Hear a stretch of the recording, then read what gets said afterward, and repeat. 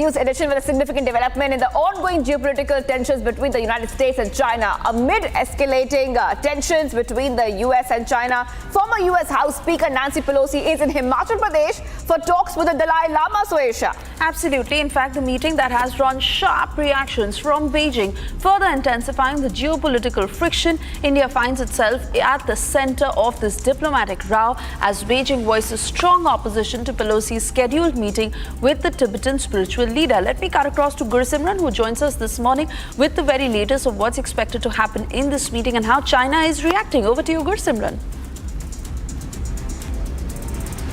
Yeah, very good morning. And right now we are at the Dalai Lama temple in the McLeodganj, where the US delegation, the bipartisan US delegation has arrived. Now I'll request Gaurav to switch to the visuals that the US delegation has arrived, and it includes the former speaker Nancy Pelosi that you see is holding the Tibetan flag along with the US flag. These are the visuals that you are witnessing, that they are now speaking with the officials as well as the Tibetan representatives here. And apart from that, we have also seen the sharp criticism that we have seen coming from all the Chinese side, especially that has objected to this visit. But now they are heading towards the temple side, wherein they will be meeting His Holiness Dalai Lama, and also they will be meeting various delegations of the Tibetan people. It is expected that at around 9 there will be a public remark, but as we speak, the chairman, the House Foreign Committee Affairs chairman, Mikhail McCall, has also arrived, and now this delegation is heading towards inside the temple. These are the visuals that you are exclusively watching, that the US delegation has arrived to meet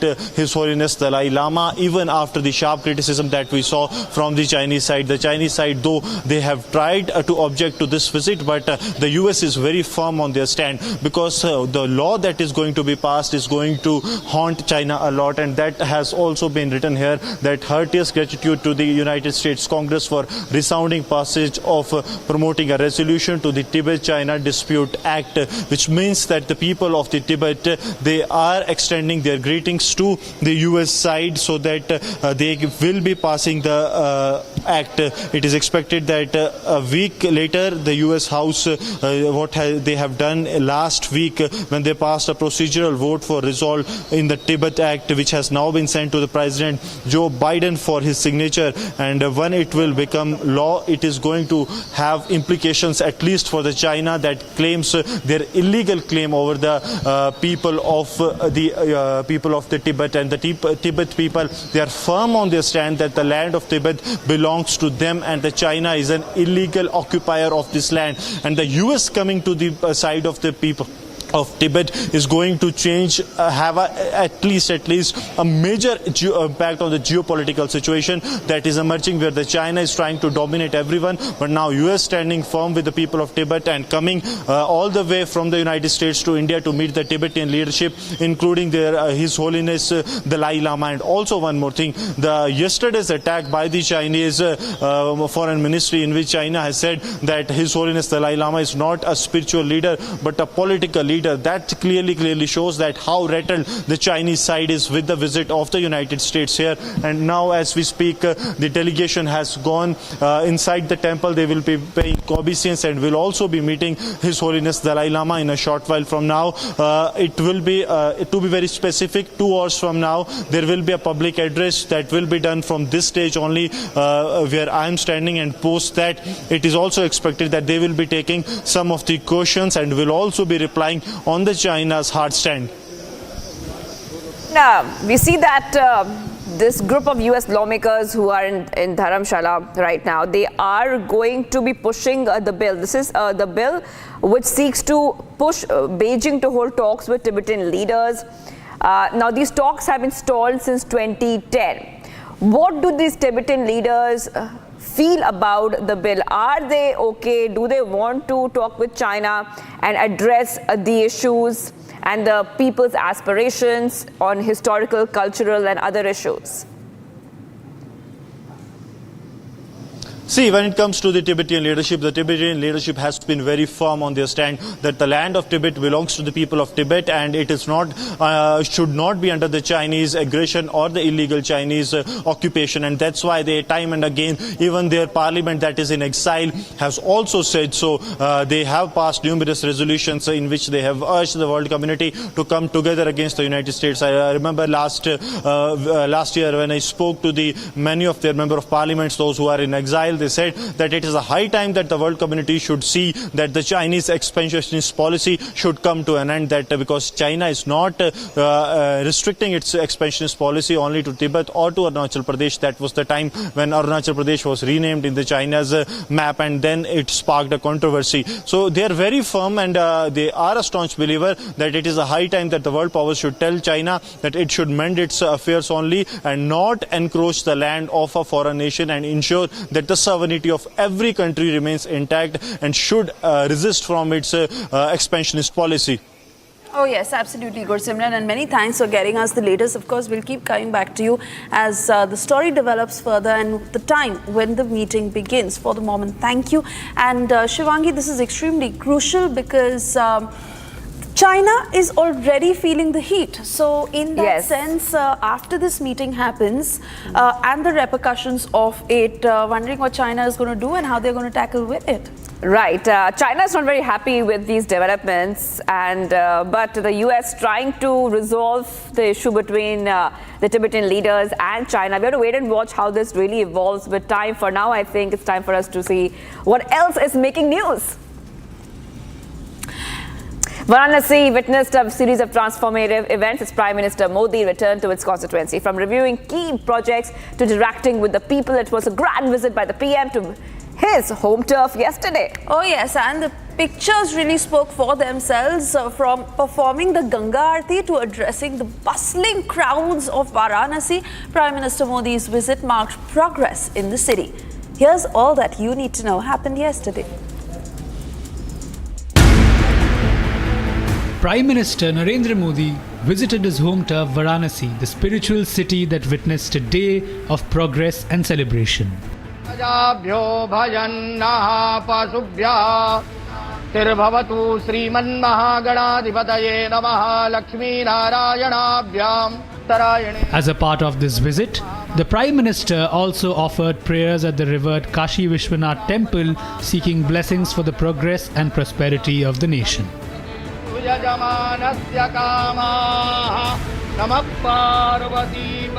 Followed by the prayers at the Kashi Vishwanath temple, PM Modi and Uttar Pradesh Chief Minister Yogi Adityanath participated in the Ganga Aarti at the Dashwamedh Ghat. PM Modi also reviewed the progress at the Dr. Sampurnanand Sports Stadium in Kashi, a key project aimed at boosting sports infrastructure for the city's youth.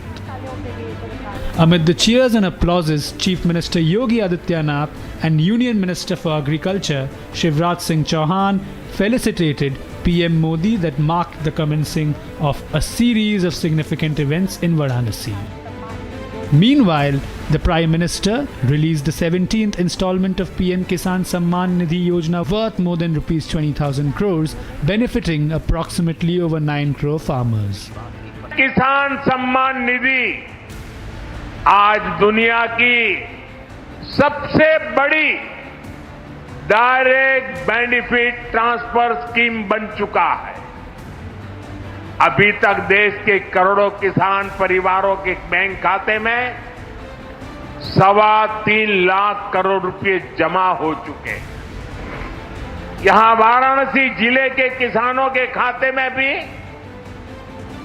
700 crore रुपए जमा हुए हैं। मुझे खुशी है कि PM किसान सम्मान निधि में सही लाभार्थी तक लाभ पहुंचाने के लिए टेक्नोलॉजी का बेहतर इस्तेमाल हुआ है। Followed by the series of events, the Prime Minister addressed the Varanasi crowd, expressing gratitude for people's unwavering trust. आज 30,000 से अधिक सहायता समूहों को कृषि सखी के रूप में प्रमाण पत्र दिए गए हैं। अभी 12 राज्यों में ये योजना शुरू हुई है।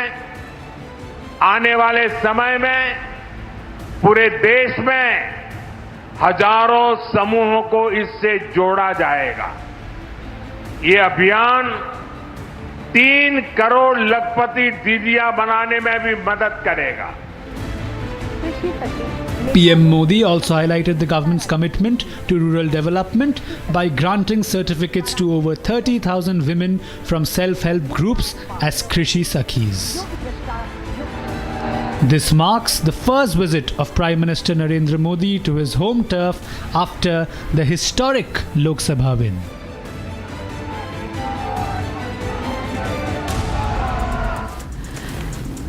And shifting focus now, as according to sources, in a huge setback for the Congress party in Haryana, senior leader Kiran Chaudhary and her daughter Shruti Chaudhary are all set to join the BJP today. That is right. The move comes ahead of the state assembly election scheduled to October, and Kiran Chaudhary, who is a sitting MLA and a prominent figure in Haryana politics, confirmed the news, stating that both she and her daughter would formally switch sides to the BJP in Delhi. Currently, the working president of the Haryana Congress, Shruti Chaudhary, will resign from her role in the state Congress as part of the transition. I want to go across to Gopi, who's joining us live. Gopi, take us through the latest details that we're learning of. It's a big draw to the Haryana Congress, because the Congress has done quite well in these Lok Sabha polls. But what does this really mean when a leader like that is going to switch from the Congress to the BJP? Well, indeed, Shivangi, it is a major jolt for Haryana Congress because Kiran Chaudhary, who is the sitting MLA of Tosham, while Shruti Chaudhary, who was the working president of Congress, they have resigned yesterday from Congress, and they are going to join BJP at 10:30 at the BJP headquarters in Delhi today. Now, the major reason that we see behind this is denial of ticket of Shruti Chaudhary from Bhivani, where the close aide of Dipinder Singh Hooda, Rao Dhan Singh, was given ticket from Bhivani. And when you talk about Rao Dhan Singh, he also had lost against the BJP candidate. So the major reason which they have cited is this. In their resignation letter, Shruti has written that they have in fact been compelled to quit Congress because they were neglected from the party. While writing to Mallikarjun Kharge, the sitting MLA of Tosham, Kiran Chaudhary, had written that they were completely sidelined by Dipinder Singh Hooda. We must understand that this is another incident which is coming within a week. We have also seen Kumar Shelja talking about factionalism in Congress, in Haryana Congress, a few days back. So we'll just have to wait and watch how many more resignations are coming. Back to you. Watching the situation very closely because she has stated her reasons, but will the Congress be able to stop her, or they will not even attempt that? 10:30 is when the switch is to happen, is what you're saying. We'll keep coming back to you. For the moment, thank you for joining us. We now shift our focus to these latest pictures. We're just cutting across to, yes, those are pictures of the meeting that is set to happen today between Nancy Pelosi and Dalai Lama. This is over the ongoing Tibetan issue, and these are the first pictures that we're just getting access to, as remember that meeting is to happen later. Now, geopolitical tensions that are on the rise, especially as far as Beijing is concerned, because this is a meeting that is happening between the United States and Dalai Lama, and Beijing that is reacting extremely strongly. India is certainly at the center of this row, as the meeting is happening in Himachal Pradesh, where US House Speaker Nancy Pelosi will be talking to Dalai Lama. Now, the geopolitical friction that is further intensifying, with Beijing not liking the particular interference of the West, where they feel that it should not be the West that should really come into this matter. This is over the illegal occupation, as Tibet says, over strong regions of how China has taken over. And Beijing has voiced strong opposition to Nancy Pelosi's scheduled meeting with the Tibetan spiritual leader. Those are the pictures on your screens, as Nancy Pelosi is all set to meet Dalai Lama. This meeting that is to happen at the Dalai Lama temple in Himachal Pradesh, where you see that some of his followers, including the Americans, have already begun to come together, eyeing what will happen in that meeting today. Right. And Swesha, you know, this entire story started last week when the US House of Representatives approved the promoting resolution to the Tibet-China Dispute Act, which was passed by the Senate. And that's when we see that there's movement. Now we see that the US delegation is in Himachal, will be meeting the Dalai Lama. I just want to go across to my colleague Gursimran, who is right there where everything is happening. Gursimran, at the same time, China is not too happy with these developments. China has urged US President Joe Biden to not sign the Tibet policy bill. Now, what can we expect later in the day, as the US delegation is already there at the Dalai Lama temple and many more engagements expected?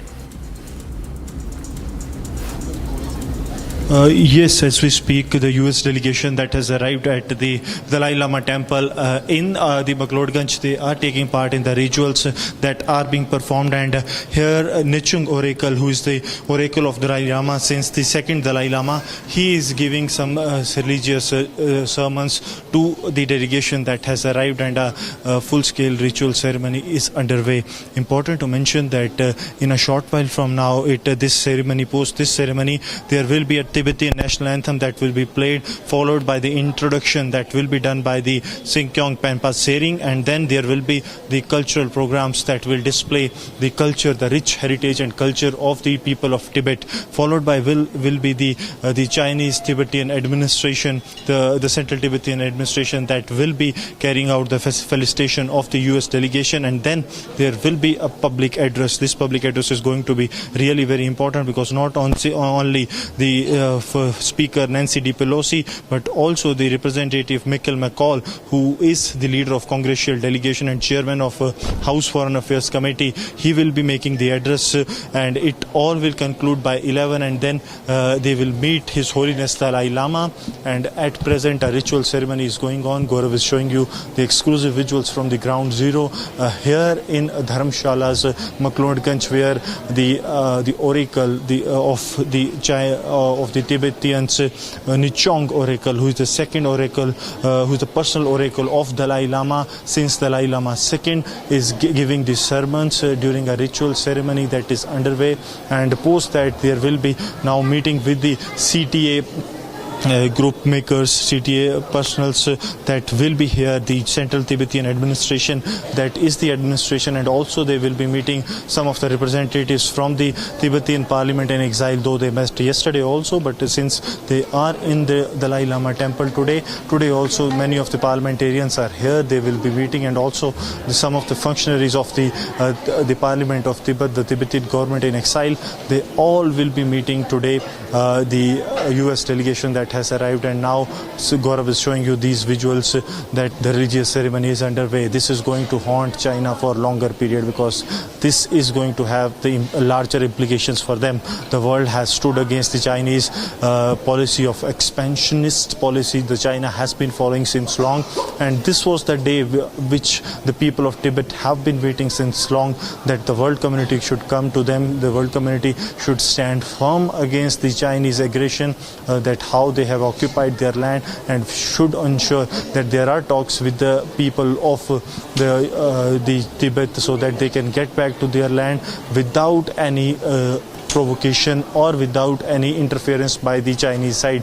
We have seen that when the Chinas tried to meddle into the Indian affairs, the Tibetan people were the first to demand the international countries to come into it, as they wanted that the international community should send a clear message, to the side of China, that they should not go into internal affairs of any other country, or should continue with their expansionist policy. Especially during the Galvan time, we have seen the people of the Tibet standing firm with the India, and now the United States delegation, the bipartisan delegation that has come to the Tibetan to people that has come here at the Dalai Lama temple in the Dharamshala area of Himachal shows that the United States also stands firm with the people of Tibet, and we will be continuing with this rolling coverage right from the ground zero as the Tibetan people, they are meeting the US delegations.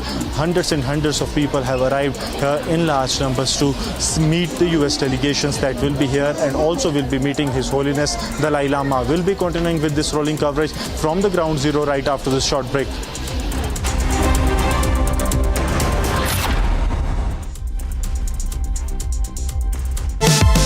Powered by Vimal, Polo Zuban Kesari. Co-powered by Simpolo. Tile ho to Simpolo. चल हो जा शुरू केसरिया से मन जोगी हुआ रे दिल झूमे देखो पतवारा हुआ रे दिल झूमे देखो पतवारा हुआ रे हर पल मनाओ केसरी त्योहार विमल बोलो जुबान Kesari With over 1,12,718 startups igniting innovation, driving digital growth, over 800 million internet users are bridging distances and strengthening bonds across the globe, making India the third largest digitalized country in the world, accounting for around 46% of the world's real-time digital transactions. To celebrate the makers and shakers behind Digital India and India's phenomenal digital yatra, Republic Business is delighted to bring its inaugural Republic Business Emerging Tech Awards. चल हो जा शुरू केसरिया से मन जोगी हुआ रे दिल झूमे देखो पतवारा हुआ रे दिल झूमे देखो पतवारा हुआ रे हर पल मनाओ केसरी त्योहार विमल बोलो जुबान Kesari They are cheap fakes video. They are done in bad faith. And I think that it tells you everything that we need to know about how desperate Republicans are here.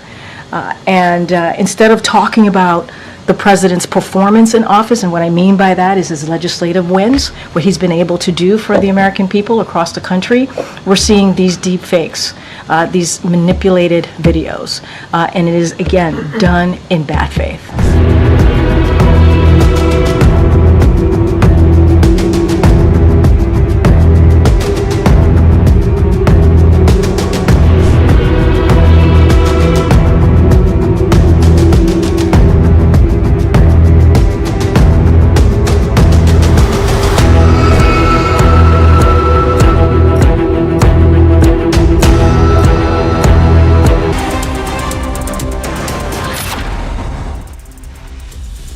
Welcome back. We are live this morning, viewers. Now we are seeing a big controversy swirling as the Save Culture, Save Bharat Foundation calls for a ban on Netflix, accusing it of normalizing explicit content for its viewers. In fact, with legal battles looming and public outcry mounting, India now stands at a crossroad in safeguarding its cultural integrity. Getting you this report.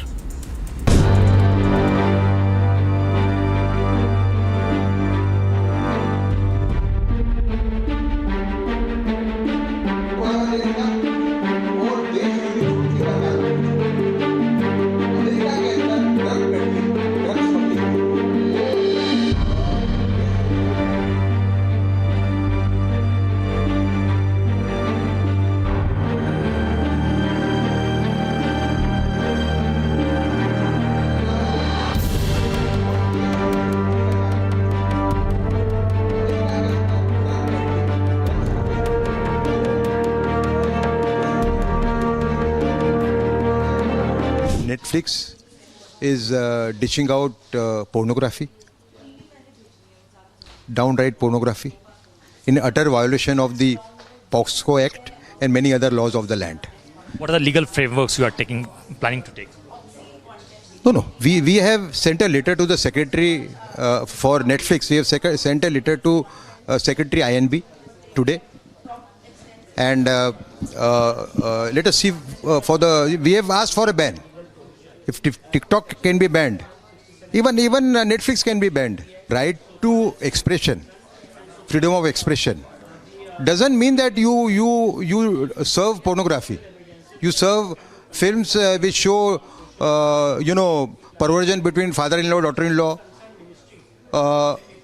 brother-in-law, sister-in-law, teacher, student. All these films are coming even on Facebook. They are coming daily, You get my point? On X, we have written a letter to Secretary Information and Technology. And of course, X has done it officially, but then we very strongly feel that it is also violating POXO Act and also many other laws of the land.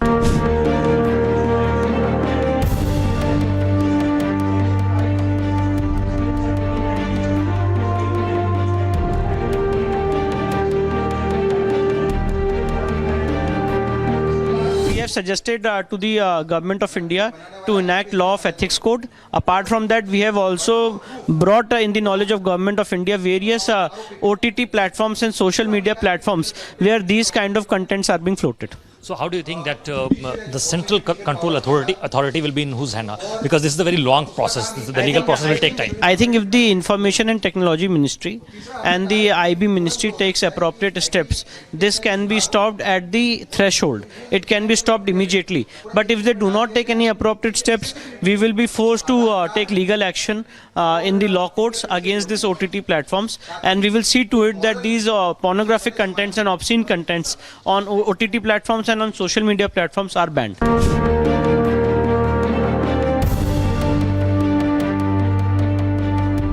We have got a lot of material which proves that sexually perverted content is the main instigator of the rapist. We got 8 studies, including international studies. Are you suggesting that watching such kind of contents basically provoke people to rape others? Every day there is evidence. I told you about 5 cases,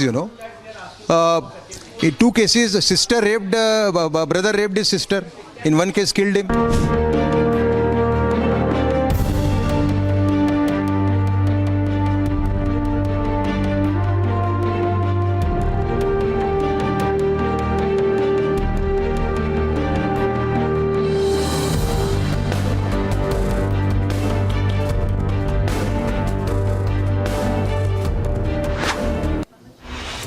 The US delegation has arrived here at the Dalai Lama temple, and at present they are taking part in the religious ceremony that is taking place, in which Oracle Nichong, who is the key advisor of Dalai Lama in all the political decisions and the key decisions that Dalai Lama takes, he is now taking part, the delegation is now taking part, in which the Oracle Nichong is now issuing the sermons and also taking part in the religious prayers that are taking place post that. They will be meeting His Holiness Dalai Lama in a short while from now. We'll be continuing with this rolling coverage right from the ground zero in Dharamshala, as in a big setback to the Chinese side, the US delegation will be meeting His Holiness Dalai Lama.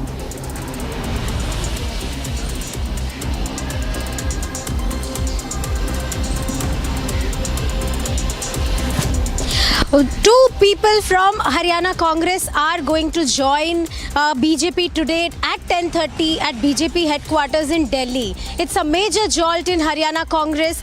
Statement coming from both of them, and they will be joining BJP today at 10:30. Please, we will be back with the rolling coverage. Don't keep watching Republic TV.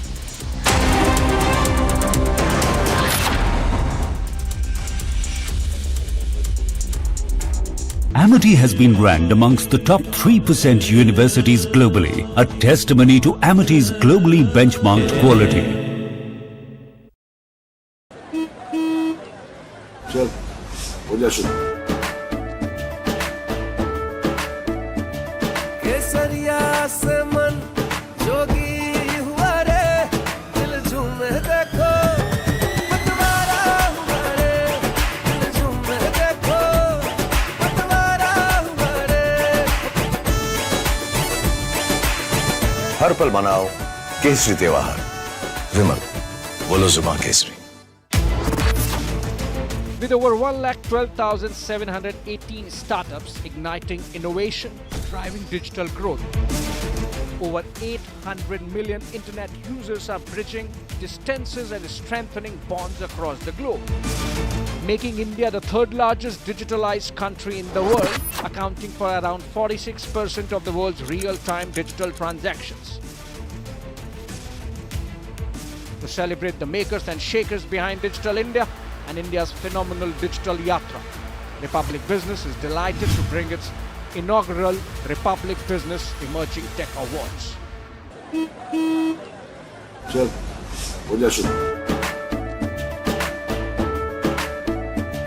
केसरिया से मन जोगी हुआ रे, दिल झूमे देखो पतवारा हुआ रे, दिल झूमे देखो पतवारा हुआ रे.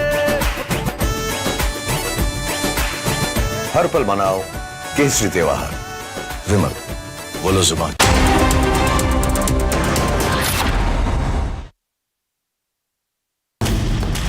Hello, Moto. Motorola, India's best 5G smartphone brand. Give us a quick check of the headlines. Amid US-China tensions, former US House Speaker Nancy Pelosi is in Dalai Lama temple for talks with the Dalai Lama. India at the center of US-China row. We see Beijing is breathing fire as Pelosi is set to meet the Dalai Lama. Jagan's mega home splurge. We're seeing that Jagan's government has sanctioned rupees 120 crore for renovation of CM's private residence. Renuka Swami murder case widens as Kannada actress Rachita Ram demands justice for Darshan's arrest in Renuka Swami murder case. After concerns raised regarding pornographic content on OTT platforms, Foundation urges ban on X and Netflix for violating the POCSO Act and undermining Indian culture. And while Russian President Vladimir Putin arrived in Pyongyang today, marking his first official trip to North Korea in over 2 decades, he was greeted by his North Korean counterpart Kim Jong-un. The visit, however, has drawn sharp criticism globally. North Korea under stringent UN Security Council sanctions due to its nuclear weapons and missile program, and Russia facing sanctions from the US and Western nations over the Ukraine conflict have both sought to strengthen economic and military cooperation outside these constraints. More on this in our next report. Vladimir Putin arrived in Pyongyang, North Korea today for his first official trip to the secretive state in over 2 decades. The Russian leader was welcomed by North Korean counterpart Kim Jong-un, signaling a rare meeting between the two leaders. The Russian president was accompanied by senior officials including Deputy Prime Minister Denis Manturov and Foreign Minister Sergei Lavrov. Putin's visit is an attempt to strengthen ties with Pyongyang amid heightened global tensions.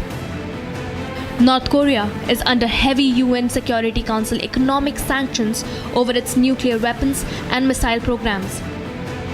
Meanwhile, Russia is also grappling with sanctions by the United States and its Western partners over the conflict in Ukraine. This visit, however, has drawn sharp criticism from global leaders who accused Russia of supporting authoritarian regimes and exacerbating international conflicts. Listen in to what US Secretary of State Antony Blinken had to say. With regard to Mr. Putin and his travels to North Korea, look, we've seen, as you've said, Russia try in desperation to develop and to strengthen relations with countries that can provide it with what it needs to continue the war of aggression that it started against Ukraine. And you heard the Secretary General just reference this. North Korea is providing significant munitions to Russia and other weapons for use in Ukraine. Iran has been providing weaponry, including drones, that have been used against civilians and civilian infrastructure. And as I mentioned a moment ago, the deep concerns we have about China, not in terms of providing weapons, but in providing what Russia needs to keep its defense industrial base going and to produce itself more tanks, more munitions, more missiles. Yes, these are the countries of concern.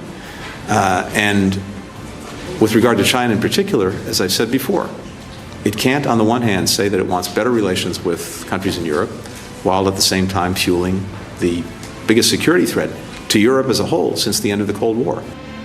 NATO Secretary General Jens Stoltenberg echoed these sentiments.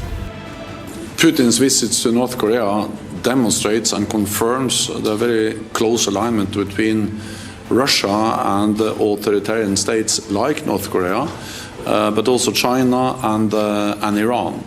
And this also demonstrates that our security is not regional, it's global. What happens in Europe matters for Asia, and what happens in Asia matters for us. And this is clearly demonstrated in Ukraine, where Iran, North Korea, China are propping up, fueling Russia's war of aggression against Ukraine. So this idea that we can divide security into regional theaters doesn't work anymore.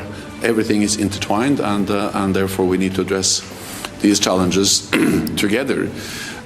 We are of course also concerned about the potential support that Russia provides to North Korea when it comes to supporting their missile and nuclear programs.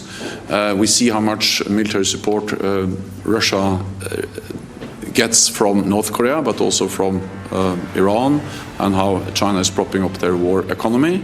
And this is also one of the reasons why at NATO and at the NATO summit here in Washington next month, we will further strengthen our partnership with our partners in the Asia-Pacific region, Australia, New Zealand, South Korea and Japan, also to address the fact that the challenges they see, we see in Asia and Asia-Pacific are directly linked to the challenges we face in Europe.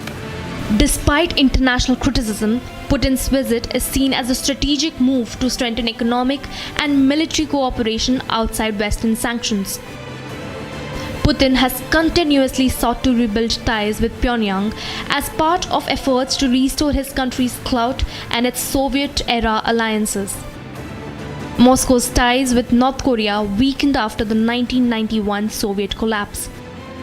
After North Korea, reports suggest that Putin will also visit Vietnam for talks that are expected to be focused on trade. Other stories coming in. Leading figures from Thailand's LGBTQ+ community celebrated the historic approval of the equal marriage rights legislation by the Senate with a big festive event at the government house in Bangkok. The government ministers who supported the legislation also joined the celebrations. In fact, the typically immaculate lawns usually reserved for dignitaries and heads of state was transformed with painting stalls, photo booths, balloons and ribbons, while the national anthems gave way to lively dance music. Here's what happened. The air in Thailand is jubilant. The first thing is, yes.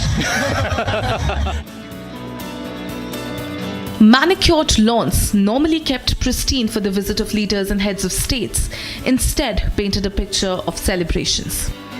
The mood unfolded after leading members of Thailand's LGBTQ+ community marked the landmark legislation of recognizing equal marriage rights. So excited and feel happy. Send love to all people in Thailand and around the world. Thailand's Senate voted overwhelmingly on Tuesday to approve a bill that would legalize same-sex marriage. Apiwat Sairi and Sapanio have been together for 16 years and now hope to marry at last. Yes, finally, we feel like overwhelmed. Thailand has a reputation for acceptance and inclusivity, but has struggled for decades to pass a marriage equality law. And after this historic decision, the bill is clearing the last legislative hurdle for the country to become the first in Southeast Asia to enact such a law. And well, approximately 9,000 troops from 20 NATO nations have been involved this month in military exercises in the strategically sensitive Baltic Sea region following Russia's invasion of Ukraine. That's right. Although Sweden had previously participated in the drills and joined the exercises for the first time as a full NATO member this June, having become a member of the Transatlantic Military Alliance earlier this year. Here's more on the story. Around 9,000 troops from 20 NATO countries have been participating this month in military exercises in the Baltic Sea region, which has become strategically sensitive following Russia's invasion of Ukraine.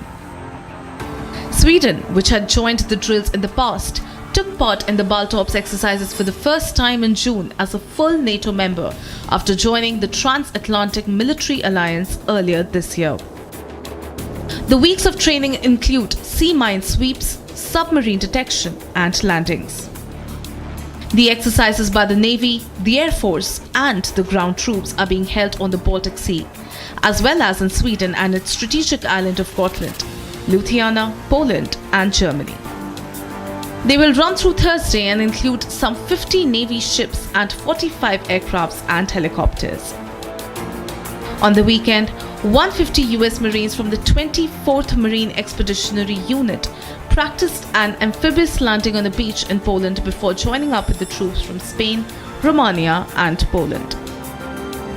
I would say the most important thing for this exercise is the interoperability across all NATO allies, across the multinational spectrum, I would say, in complex amphibious operations.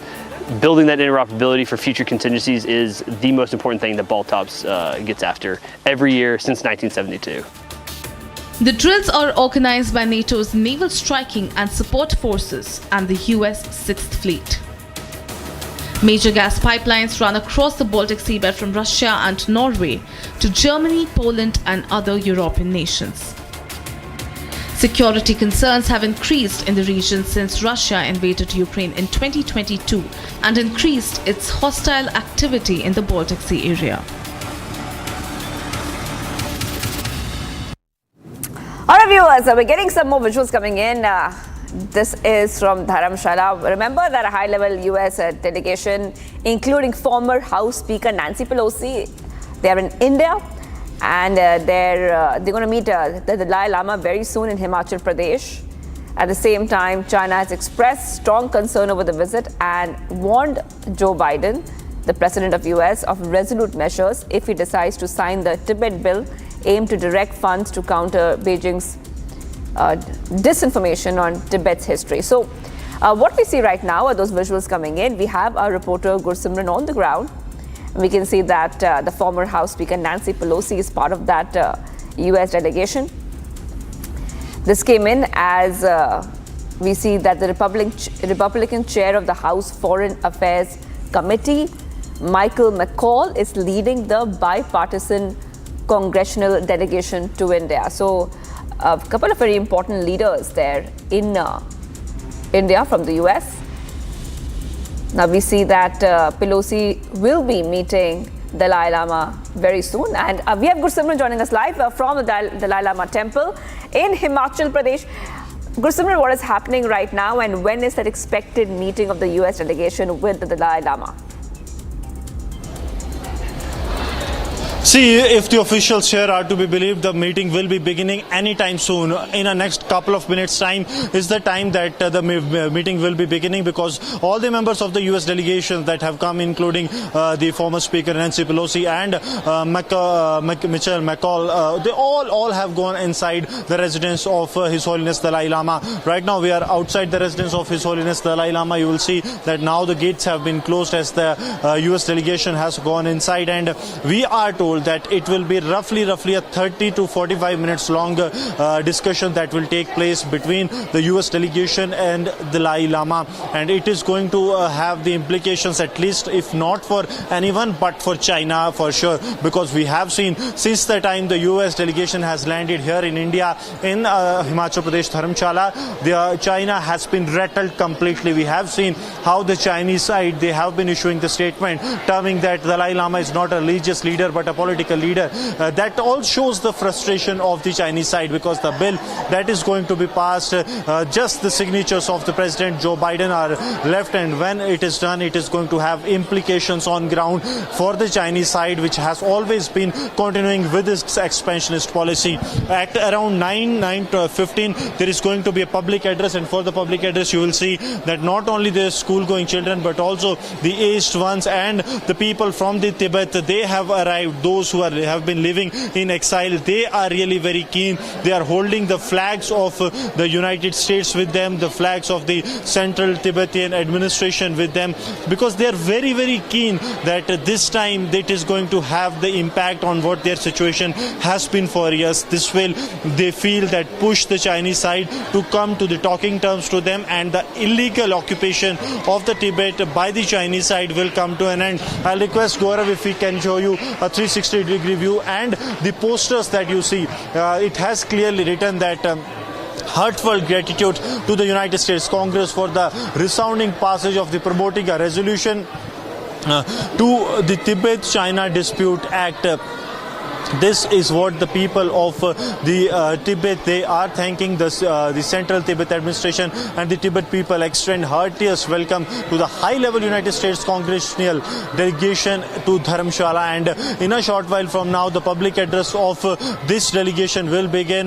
The two key addresses that are being kept very close eye on will be of the Nancy Pelosi as well as the Michelle McCall, wherein they will be speaking for the 15-minute each. So a 30-minute address that will come from these two stalwarts of the United States delegation, that is going to have really interesting that what they will speak on the United States stand on the Tibetan people and also regarding the China. But here you will see that the people have come here in the large numbers to take part in this, to listen to what the people of US has to say when it comes to the Tibet-China dispute. One thing that is very clear, that is coming out one voice, is that the world needs to be united against the oppression and the aggression of the Chinese side, that the China's expansionist policy is not coming to an end. And we have seen time and again that the parliament in exile, the parliamentarians of the Tibet that are in exile in Dharamshala, they have always echoed their voice against the Chinese side, that how China's expansionist policy will not only be restricted to the Tibet, and that we have seen also in the Galwan when China attempted the transgression into the Indian territory, how they were pushed back into their land by the Indian side. Oh yes, absolutely, Gursimran. And while those pictures speak so much for themselves and the kind of sentiment that has been prevailing for years now, those children really putting it out there. Meanwhile, needless to say, China is rattled. In fact, the Chinese Foreign Ministry releasing that statement where they say that US should not have any contact with the Dalai Group in any form and stop sending the wrong signal to the world, unquote. How do you decipher wrong signal to the world, and is there any reaction, of course none officially, but anything that you're picking out from your sources on what the US or the Dalai Group feels on this matter? See, when it comes to what they feel, it is going to be really very important, because they feel that this is the high time, and they feel it to be one of the reasons that they should be happy about, that at least the world powers are listening to what the people of the Tibet, they are feeling. The scores of peoples that have gathered here, this speaks of the volumes, that how people from different walks of the society, they are united, and also the different countries, those who have united. I have one of the representatives of the Tibetan administration with me, Mr. Tenzin Lashke. Sir, how do you see this visit of the United States delegation to India, to the people of Tibet, and amid the statements that are coming from the Chinese side? See, this is the moment, a very important moment for all the Tibetans, not just in exile, but also Tibetans living inside Tibet. This is a symbolic gestures which the United States people, especially the United States Congress, the delegation is here, the high-level delegation is here, headed by Michael McCall, the head of the U.S. representatives Foreign Affairs Committee. So this is the moment where they are showing solidarity for the Tibetan cause, and this is a very important moment for all of us. We have seen China saying that Dalai Lama is not a religious figure but a political leader. How do you respond to this? His Holiness, see, China has been always responding, always been critical for us. Now it is for them to introspect themselves what they have done so far. For His Holiness, for us, he is the spiritual leader. He is the leader for us. And especially when China occupied Tibet, he was our temporal leader. And in 2011, as everybody knows in this world, that His Holiness voluntarily devolved from political leadership. And we have an exiled, elected political leader in India. When we spoke last in 2016-17, you said that the China's expansionist policy will not only be restricted to Tibet, and that we have seen in Galwan as well. How do you see that it is a high time that all the international powers should come against the China and make a front so that the China's policy of expansionism can be restricted? See, China has been expansionist for all the time. So they have done it with the territorial expansionism. Now they are doing with economic expansionism. So what we have to understand is it is not what it is right now, because now everybody knows about, all the world knows about what China intends to, what China is doing. So now they are suspicious of China. Thank you so much for speaking to us.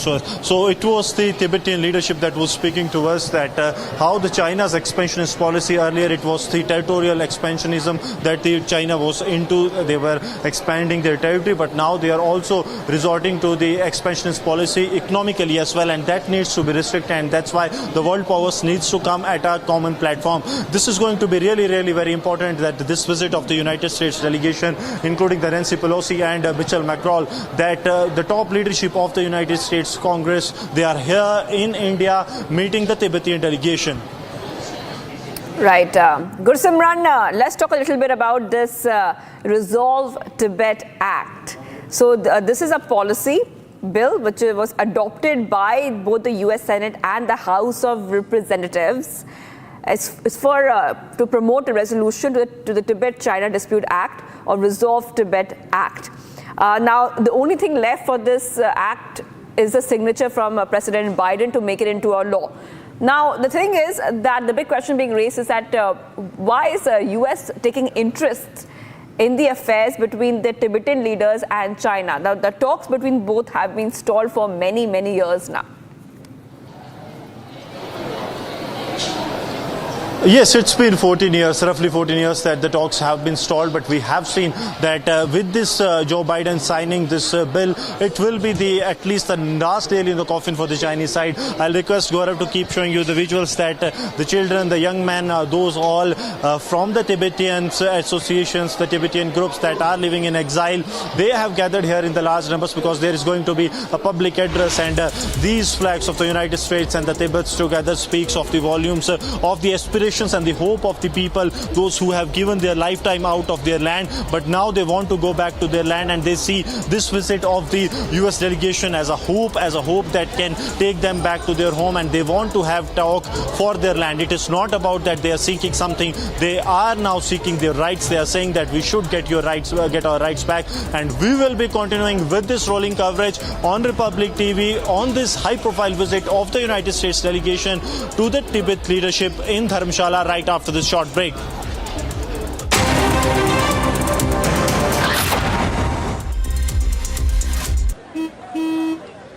चल हो जा शुरू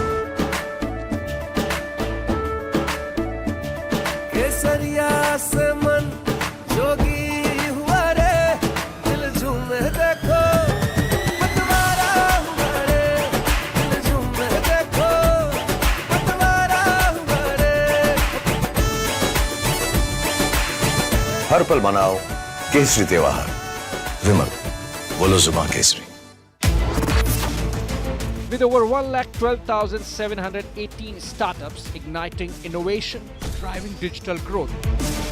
Over 800 million internet users are bridging distances and strengthening bonds across the globe, making India the third largest digitalized country in the world, accounting for around 46% of the world's real-time digital transactions.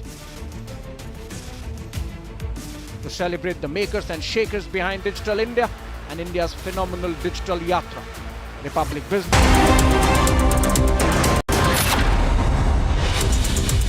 American Pistachio presents cracking news of the hour.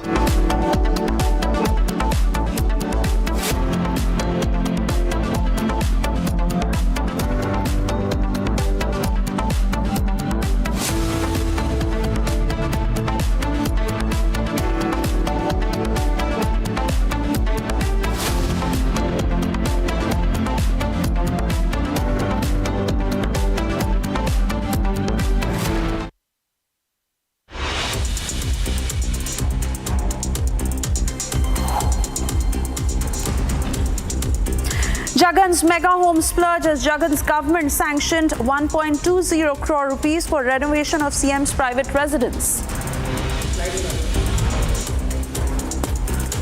Renuka Swami murder case widens as Kannada actress Rachita Ram demands justice after Darshan's arrest in Renuka Swami murder case.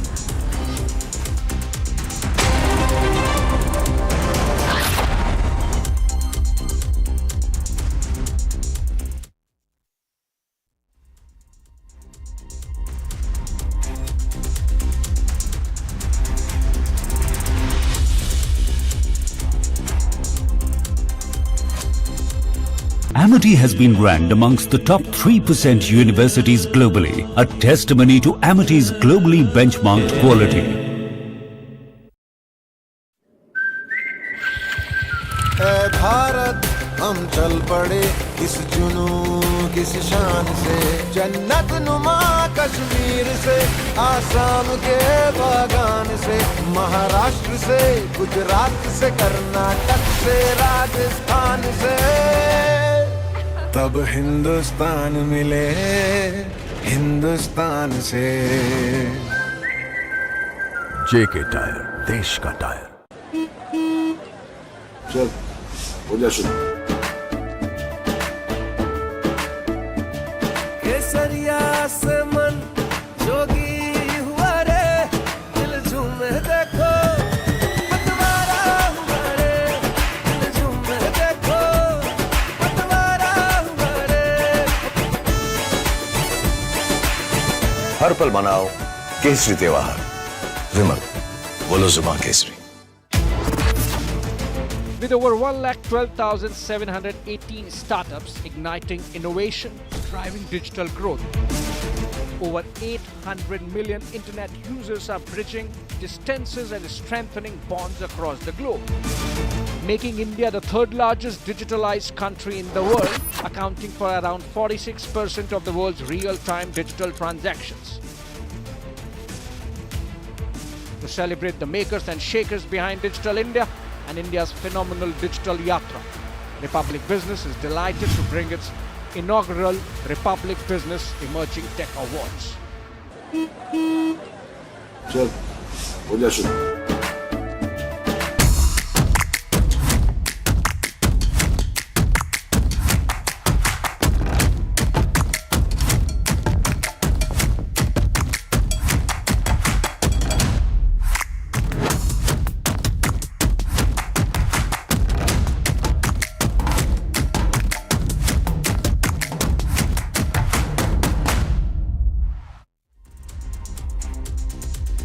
China is irked, they are scared and they are rattled. All of this as the US delegation is in India. China has urged US President Joe Biden to not sign the Tibet policy bill as the Nancy Pelosi meets the Dalai Lama along with the bipartisan US delegation. There's going to be global fireworks. America has its own economic battle with China which is going on. Our long-standing dispute with China is very different and very contextual. Should we become a spearhead of the Americans?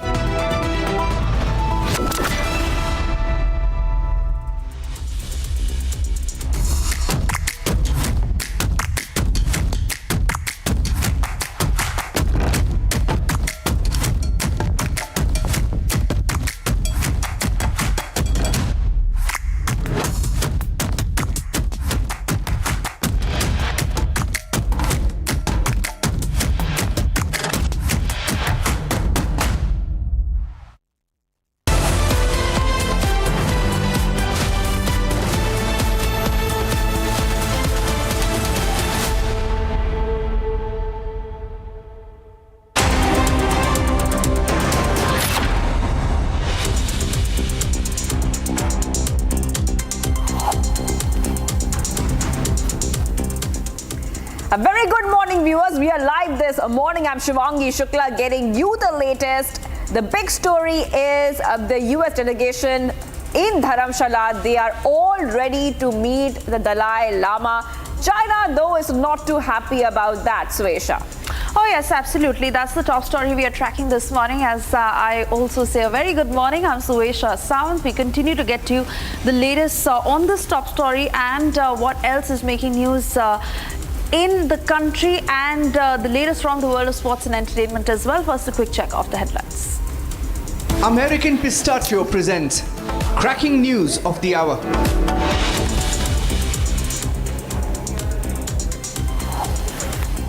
Amid US-China tensions, former US House Speaker Nancy Pelosi in Himachal for talks with Dalai Lama.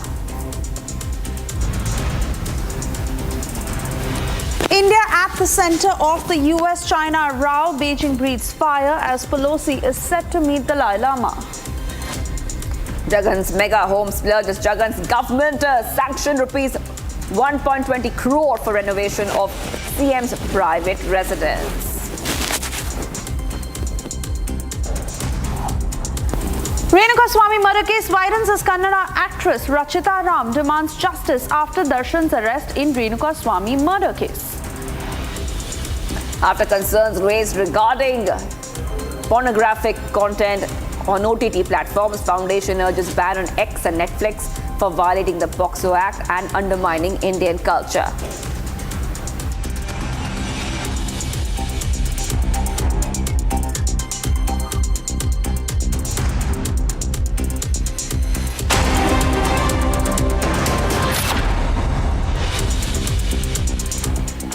Yes, since this morning we've been getting you pictures of that very significant development that is responsible for the ongoing geopolitical tensions between the United States and China. Amid escalating tensions between US and China, former US House Speaker Nancy Pelosi, who is in Meglodganj to hold talks with Dalai Lama. That is right. The meeting has drawn sharp reactions from Beijing, further intensifying the geopolitical friction. India finds itself at the center of the diplomatic row as Beijing voices strong opposition to Pelosi's scheduled meeting with the Tibetan spiritual leader. I want to go across to our colleague Gursimran, who is right there in Dharamshala, getting us all the details from the ground. I'm coming across to you. You're saying that approximately in some time from now, Gursimran, we'll see that the meeting between Nancy Pelosi and the Dalai Lama will be taking place. Take us through all the engagements which are due for the day. See, as we speak, the meeting between the Dalai Lama and the US delegation headed by Michael McCall has begun right now, and at present they are meeting inside the residence of His Holiness Dalai Lama in Dharamshala. Now what we are getting to know that this will be an hour-long meeting that will be taking place and some key decisions are also expected, because when it is coming at a crucial time when we have seen the criticism and the objections being raised by the Chinese side. But a large number of people, they have come here to see and also to interact with the US delegation that has come here. I'll request Gaurav to first show you the visuals of the people, those who have come here. And the people of the Tibet, they have high aspirations, at least from this visit of the US delegation. This visit which focuses on the resolution that was passed by the US Congress promoting a resolution to the Tibetan-Chinese dispute. We have seen time and again that the people of the Tibet, they have very firm on their stand that the Chinese side has always followed the expansionist policy, and the expansionist policy of the Chinese, that policy has always been detrimental not only to the people of Tibet but also to the world security. And that's why this visit, as earlier also we spoke to the Tibetan, one of the key administration, Tenzin Leshke, and he said that it is a high time for the international community to get united against what the Chinese side has been doing, how the China has been promoting its expansionist policy. Earlier it was the territorial expansionist policy that the Chinese side was following, and now this time they are following the economical expansionist policy that needs to be tackled. And it is the one of the key welcome steps that they are saying that not only the Michael McCall is here, but also Nancy Pelosi, the former speaker, is also here to interact with the people. The address, the 15-minute long address of the Nancy Pelosi and the 15-minute long address of the Michael McCall is going to be really very important, because during this address it is expected that that they will speak what the message the United States wants to send, because their visit comes prior to the bill being signed by the US President Joe Biden, and that is going to have implications, at least for not anyone but for the Chinese side, because they will come under the immense pressure. And India being a place that has given shelter to the people of Tibet, India has always made it amply clear that India stands firmly with the people of Tibet, and also their demands are legitimate and the Chinese side needs to sit on table. But we have to see that after a 1.5 decade, will this bill that will be passed by the side of the United States will force the Chinese side to come on table with the Tibetan authorities? If I'll request Gaurav to show you a 360-degree view, then you will see that the people with the aspirations, people with hopes that they will once again be able to go back to their homes, they will once be able to touch their lands, they will be once again be a free state.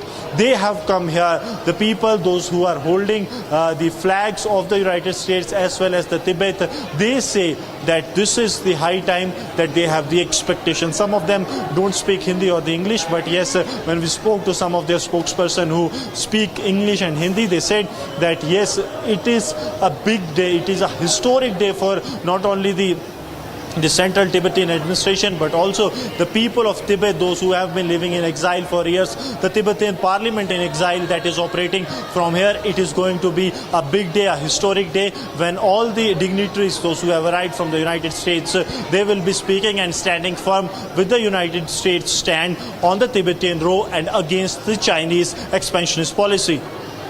Oh yes, absolutely, Gursimran. But in the light of the growing geopolitical developments, how Russia and China have a growing camaraderie, how Putin's growing closeness with Kim Jong-un and the anti-West forces really coming together.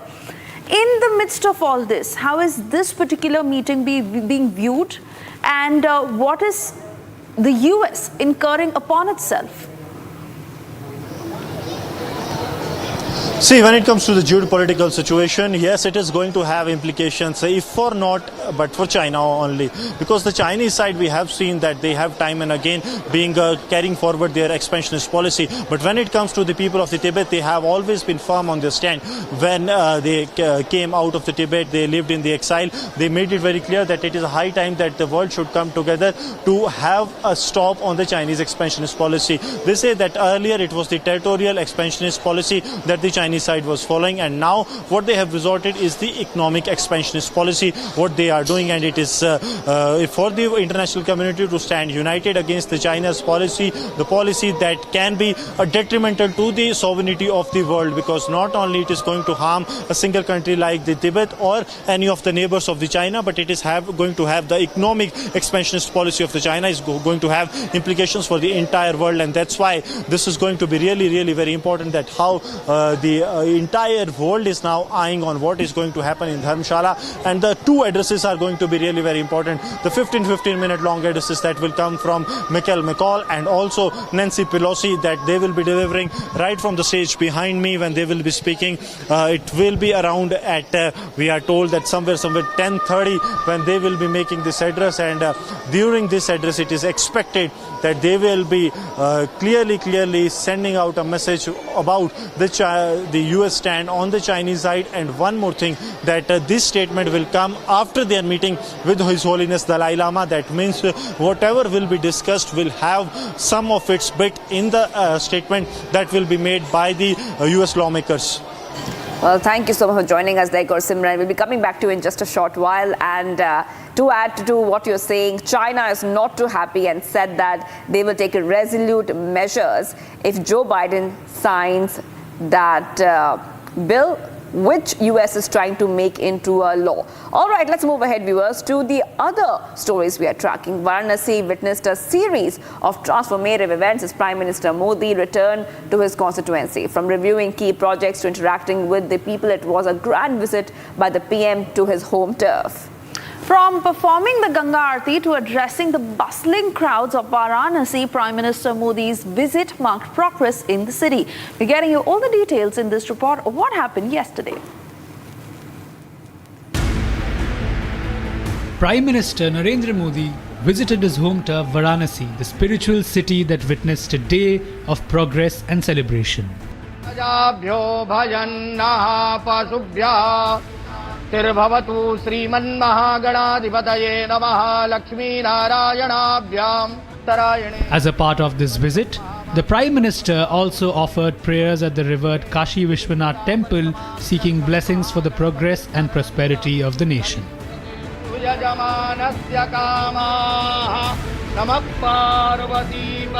Followed by the prayers at the Kashi Vishwanath temple, PM Modi and Uttar Pradesh Chief Minister Yogi Adityanath participated in the Ganga Aarti at the Dashwamedh Ghat. PM Modi also reviewed the progress at the Dr. Sampurnanand Sports Stadium in Kashi, a key project aimed at boosting sports infrastructure for the city's youth. Amid the cheers and applauses, Chief Minister Yogi Adityanath and Union Minister for Agriculture Shivraj Singh Chauhan felicitated PM Modi that marked the commencing of a series of significant events in Varanasi. Meanwhile, the Prime Minister released the 17th installment of PM Kisan Samman Nidhi Yojana worth more than Rs 20,000 crores, benefiting approximately over 9 crore farmers. किसान सम्मान निधि आज दुनिया की सबसे बड़ी direct benefit transfer scheme बन चुका है।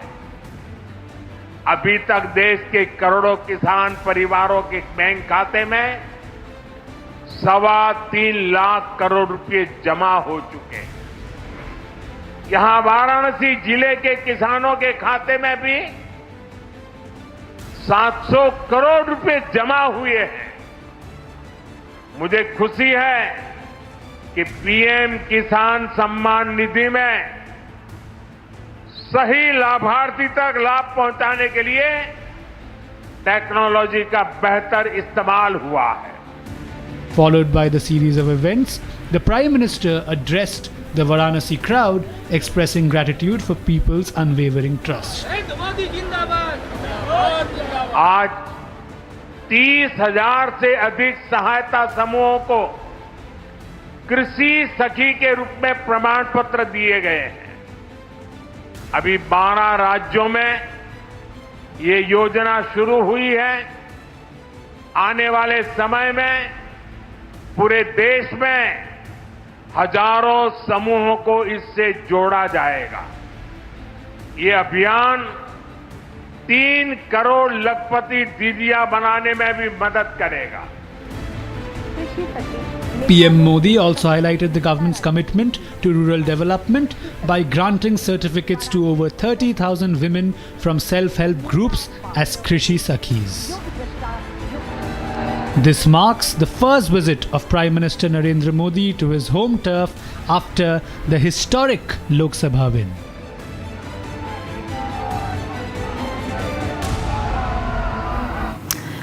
Well, according to sources, it is a huge setback for the Congress party in Haryana. Senior leader Kiran Chaudhary and her daughter Shruti Chaudhary, who are all set to join the BJP at 10:30 today. Right. And the move comes ahead of the state assembly elections scheduled for October. Kiran Chaudhary, who is a sitting MLA and a prominent figure in Haryana politics, confirmed the news, stating that she and her daughter would formally switch sides to the BJP in Delhi today. Currently, the working president of the Haryana Congress, Shruti Chaudhary, will resign from her role in the state Congress as part of this transition. I just want to go across to our colleague Gopi joining us live. Gopi, I'm coming across to you.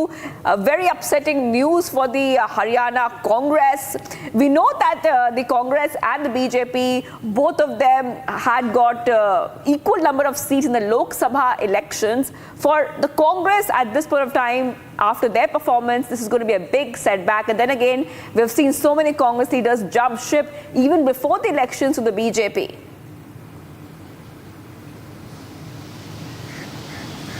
Well, indeed, Shivangi, we are standing right outside the BJP headquarters right now, where at 10:30, Kiran Chaudhary and Shruti Chaudhary of Haryana Congress are going to join BJP.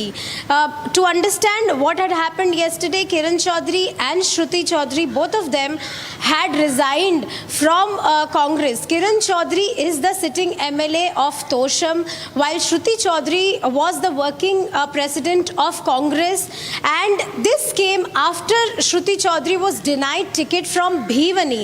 Now Bhivani, let's understand that a ticket was given to Rana Singh, who happens to be the close aide of Dipinder Singh Hooda, who had lost against the BJP in this Lok Sabha election.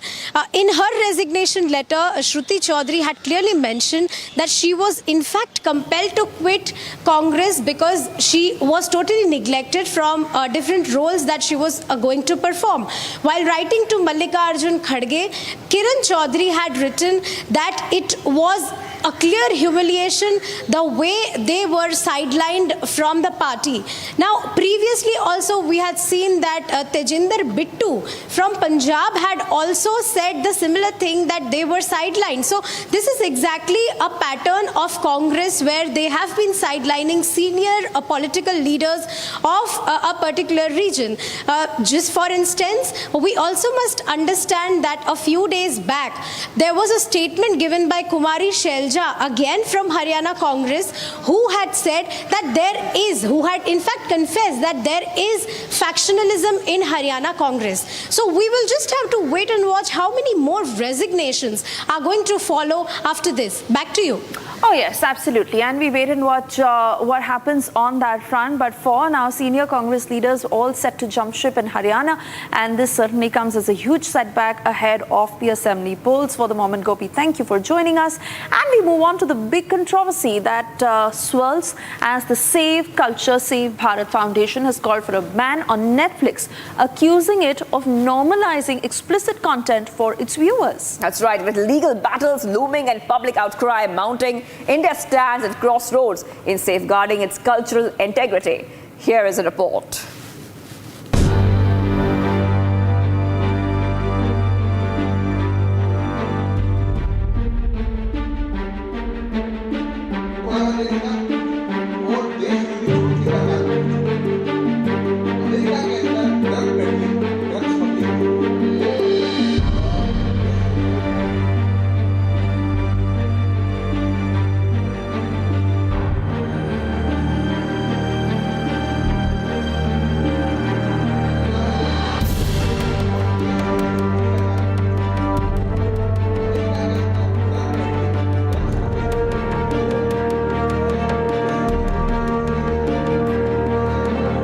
Netflix is dishing out pornography, downright pornography, in utter violation of the POXCO Act and many other laws of the land. What are the legal frameworks you are planning to take? No. We have sent a letter to the secretary for Netflix. We have sent a letter to Secretary INB today. And let us see we have asked for a ban. If TikTok can be banned, even Netflix can be banned. Right to expression, freedom of expression, doesn't mean that you serve pornography. You serve films which show perversion between father-in-law, daughter-in-law, brother-in-law, sister-in-law, teacher, student. All these films are coming even on Facebook.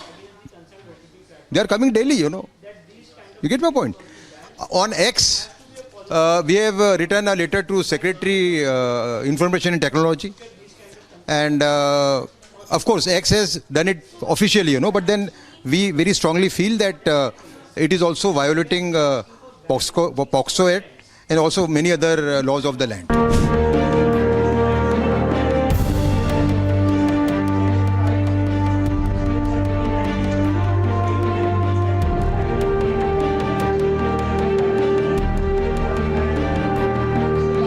Suggested to the government of India to enact law of ethics code. Apart from that, we have also brought in the knowledge of government of India various OTT platforms and social media platforms where these kind of contents are being floated. So how do you think that the central control authority will be in whose hand now? Because this is a very long process. The legal process will take time. I think if the Information and Technology Ministry and the IB Ministry takes appropriate steps, this can be stopped at the threshold. It can be stopped immediately. But if they do not take any appropriate steps, we will be forced to take legal action in the law courts against these OTT platforms, and we will see to it that these pornographic contents and obscene contents on OTT platforms and on social media platforms are banned.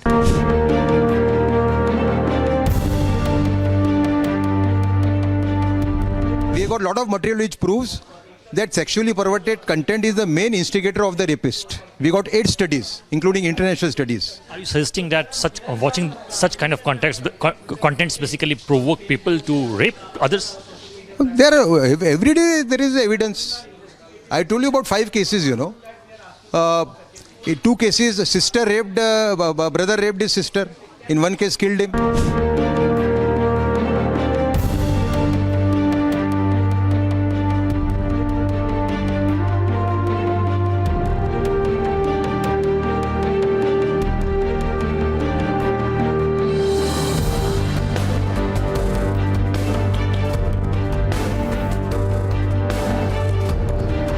Delegation is presently meeting His Holiness Dalai Lama in Dharamshala, and this is going to have the implications for the Chinese side, which has gone vocal about the US decision of passing a bill on the Tibet-China ongoing conflict, and also have said that there needs to be talk on this situation.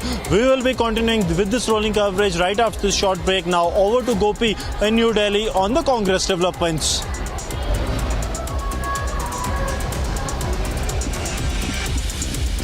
Two senior leaders are about to jump ships from Haryana Congress. Kiran Chaudhary and Shruti Chaudhary are going to join the BJP here at BJP headquarters at 10:30 today. The reason being they were denied tickets in the Lok Sabha elections and they were neglected by Dipinder Singh Hooda. We will be back with the rolling coverage. Stay tuned with Republic TV.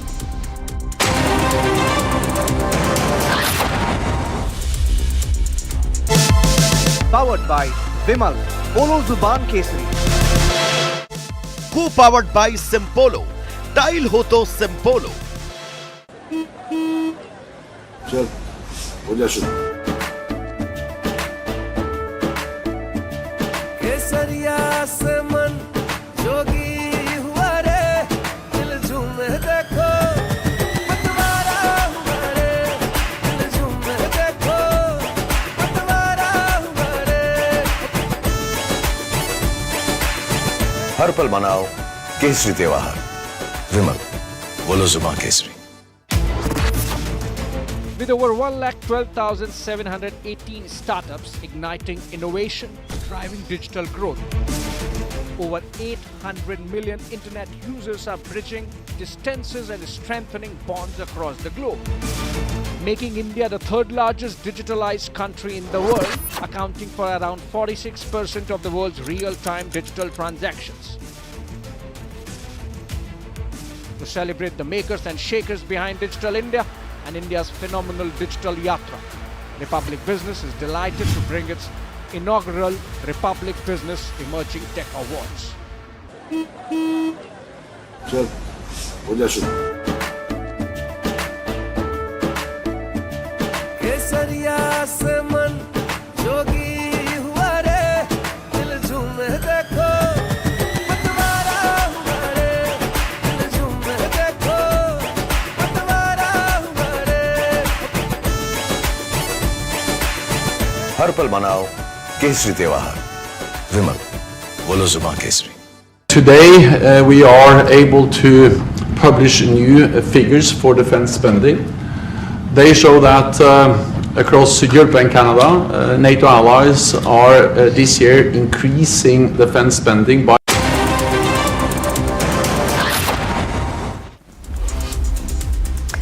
After 50 years, the US-Saudi Arabia petrodollar agreement has come to an end. Established on June 8th, 1974. The historic deal allowed exchange of US dollars for crude oil exports, cementing the dollar's dominance.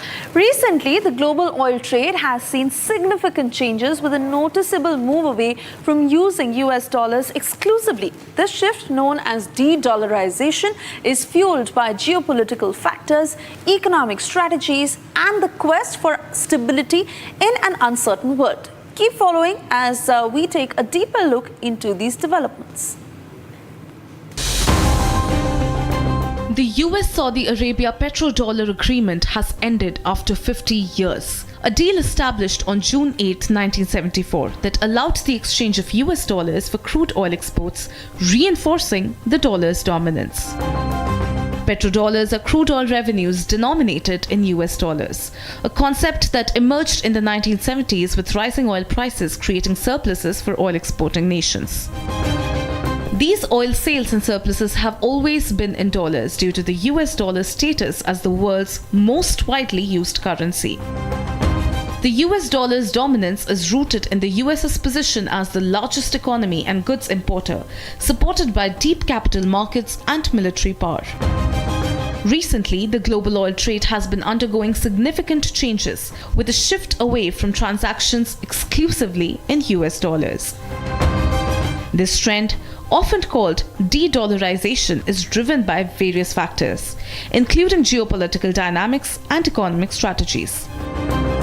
Nations are increasingly seeking stability amidst global uncertainties, prompting a re-evaluation of their currency choices in international trade. For instance, India is exploring alternatives to the dollar, choosing to trade in currencies like the rupee, yuan, and dirham. These moves not only reflect economic pragmatism but also highlight a broader search for stability in global markets. Consequently, such shifts may signal potential changes in global power dynamics, reshaping the landscape of the international finance.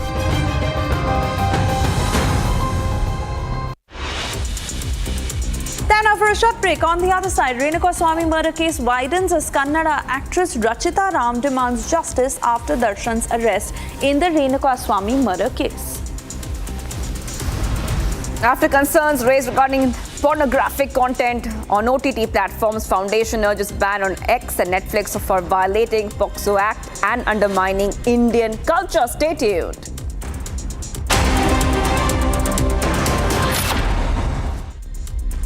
Amity has been ranked amongst the top 3% universities globally, a testimony to Amity's globally benchmarked quality.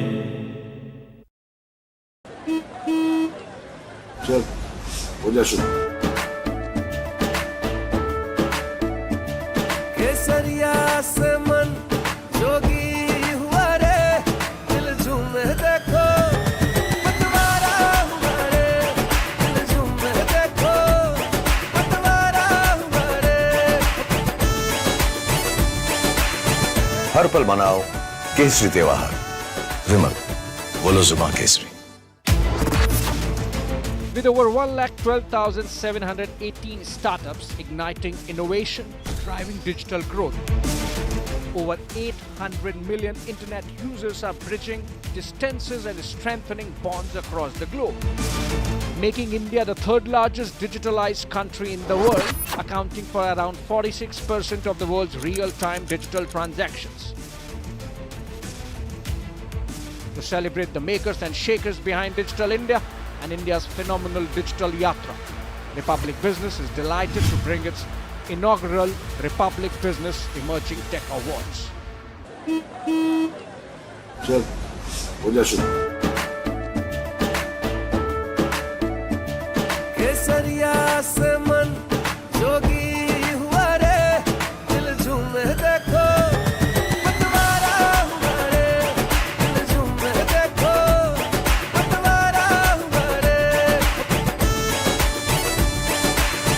हर पल मनाओ केसरी त्योहार विमल बोलो जुबान Kesari.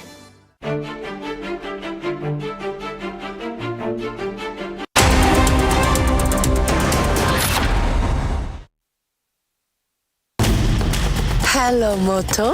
Motorola, India's best 5G smartphone brand. US top headlines are tracking right now. Amid US-China tensions, former US House Speaker Nancy Pelosi meets Dalai Lama in Dharamshala. India at the center of US-China row. China fumes as Pelosi-Lama meet is underway in Himachal Pradesh. Jagan's mega home splurge as Jagan's government sanctioned rupees 1.20 crore for renovation for CM's private residence. Rajkot Swami murder case widens as Kannada actress Rachita Ram demands justice after Darshan's arrest in Rajkot Swami murder case. After concerns raised regarding pornographic content on OTT platforms, Foundation urges ban on X and Netflix for violating POCSO Act and undermining Indian culture. And as we continue to get you more from across the globe, Russian President Vladimir Putin arrived in Pyongyang today, marking his first official trip to North Korea in over 2 decades. He was greeted by his North Korean counterpart Kim Jong-un. The visit, however, has drawn sharp criticism globally. North Korea under stringent UN Security Council sanctions due to its nuclear weapons and missile programs, and Russia facing sanctions from the US and Western nations over the Ukraine conflict have both sought to strengthen economic and military cooperation outside these constraints. More on this in our next report. Vladimir Putin arrived in Pyongyang, North Korea today for his first official trip to the secretive state in over 2 decades. The Russian leader was welcomed by North Korean counterpart Kim Jong-un, signaling a rare meeting between the two leaders. The Russian president was accompanied by senior officials including Deputy Prime Minister Denis Manturov and Foreign Minister Sergei Lavrov. Putin's visit is an attempt to strengthen ties with Pyongyang amid heightened global tensions. North Korea is under heavy UN Security Council economic sanctions over its nuclear weapons and missile programs. Meanwhile, Russia is also grappling with sanctions by the United States and its Western partners over the conflict in Ukraine. This visit, however, has drawn sharp criticism from global leaders, who accused Russia of supporting authoritarian regimes and exacerbating international conflicts. Listen in to what US Secretary of State Antony Blinken had to say. With regard to Mr. Putin and his travels to North Korea, look, we've seen, as you've said, Russia try in desperation to develop and to strengthen relations with countries that can provide it with what it needs to continue the war of aggression that it started against Ukraine. And you heard the Secretary General just reference this. North Korea is providing significant munitions to Russia and other weapons for use in Ukraine. Iran has been providing weaponry, including drones, that have been used against civilians and civilian infrastructure. And as I mentioned a moment ago, the deep concerns we have about China, not in terms of providing weapons, but in providing what Russia needs to keep its defense industrial base going and to produce itself more tanks, more munitions, more missiles. Yes, these are the countries of concern. And with regard to China in particular, as I said before, it can't, on the one hand, say that it wants better relations with countries in Europe, while at the same time fueling the biggest security threat to Europe as a whole since the end of the Cold War. NATO Secretary General Jens Stoltenberg echoed these sentiments. Putin's visits to North Korea demonstrates and confirms the very close alignment between Russia and authoritarian states like North Korea, but also China and Iran. And this also demonstrates that our security is not regional, it's global. What happens in Europe matters for Asia, and what happens in Asia matters for us. And this is clearly demonstrated in Ukraine, where Iran, North Korea, China are propping up, fueling Russia's war of aggression against Ukraine. So this idea that we can divide security into regional theaters doesn't work anymore. Everything is intertwined, and therefore we need to address these challenges together. We are of course also concerned about the potential support that Russia provides to North Korea when it comes to supporting their missile and nuclear programs.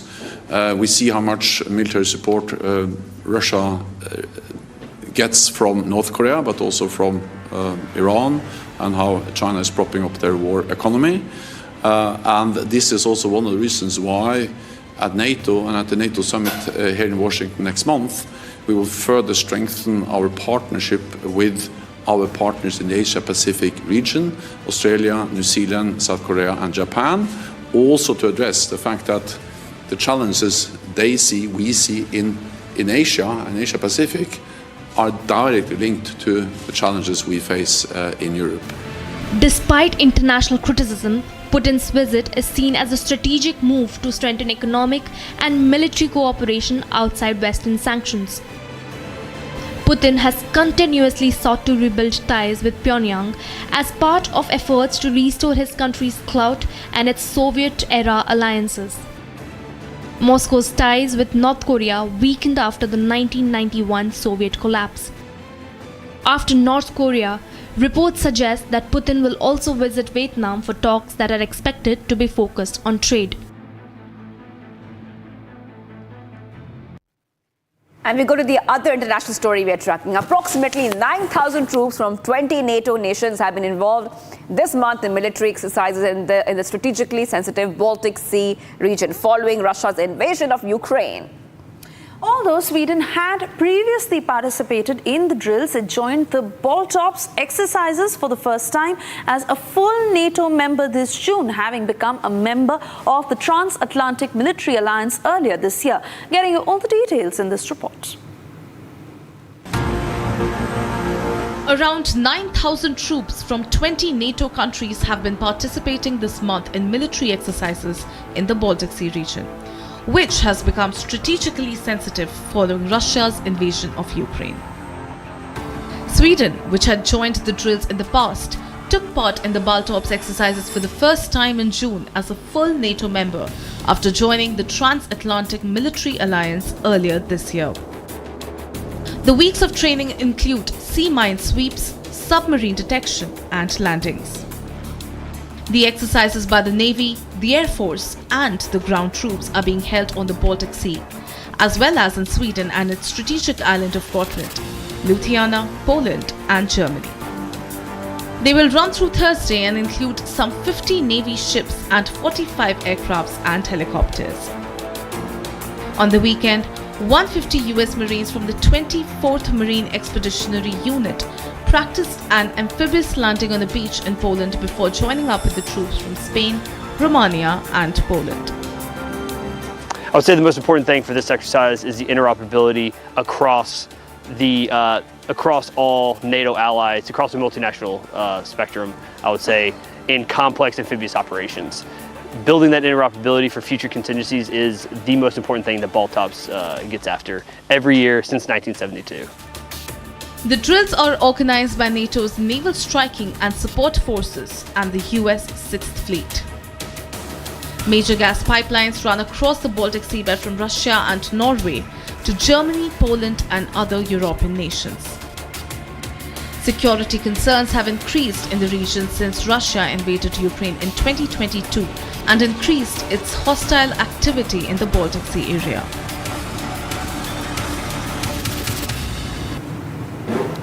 And well, after months-long conflict in Gaza, protesters continue to demand the release of hostages and call for fresh elections. Protesters who argue that the government has lost control of the 8-month-old war. That is right, Swesha. As the protesters try to break the barricade and enter, police use water cannons to disperse the violent and very angry protesters. On one hand, more than 37,100 people have been killed and many displaced. On the other, hostages still remain in Hamas captivity. Flags, posters, placards raised high with one single message: bring them back home. Protesters flooded the streets demanding new elections and an end to the conflict in Gaza. They say that the government has lost control of the 8-month-old war. I came here only to try as far as I can to remove this government out, because they are failure in every aspect. They are not succeeded in what they are doing. It doesn't matter if they are from the left side and from the right side or from what they are thinking. They don't succeed in anything that they are doing. So this is the time to replace them, and it is very urgent in order not to let this country to fall deeply down. Came here today because the alternative to stay at home in front of the television is much more worse. So by coming here, I feel that I'm not alone, and I feel much more stronger. After a demonstration outside the Knesset, protesters marched towards Israeli Prime Minister Benjamin Netanyahu's house. Protesters tried breaking through the barricade, even as water cannons were used to disperse the large gathering. Angry, disappointed, and hurt, the protesters continue to raise their voices. Amidst call for fresh election and accusing Netanyahu of prioritizing political interests, the kin of the hostages teeter on the edge, unsure of what tomorrow would bring. Will the hostages live to see another day? Will they return back to their loved ones? Only time can tell.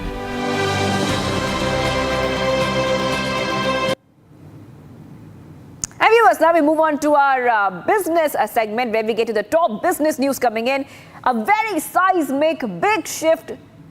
Nvidia has surged to claim the coveted title of the world's most valuable company, riding the wave of innovation. A tech giant has shattered records with its stock value soaring to unprecedented heights. AI chip leader Nvidia's meteoric rise has even dethroned industry stalwart Microsoft, marking a monumental moment in the tech landscape. With a strategic stock split drawing in a surge of retail investors, Nvidia's market value has tripled in mere months, solidifying its position as a powerhouse in the global market. Stay tuned as we delve deeper in the historic milestone and its implications.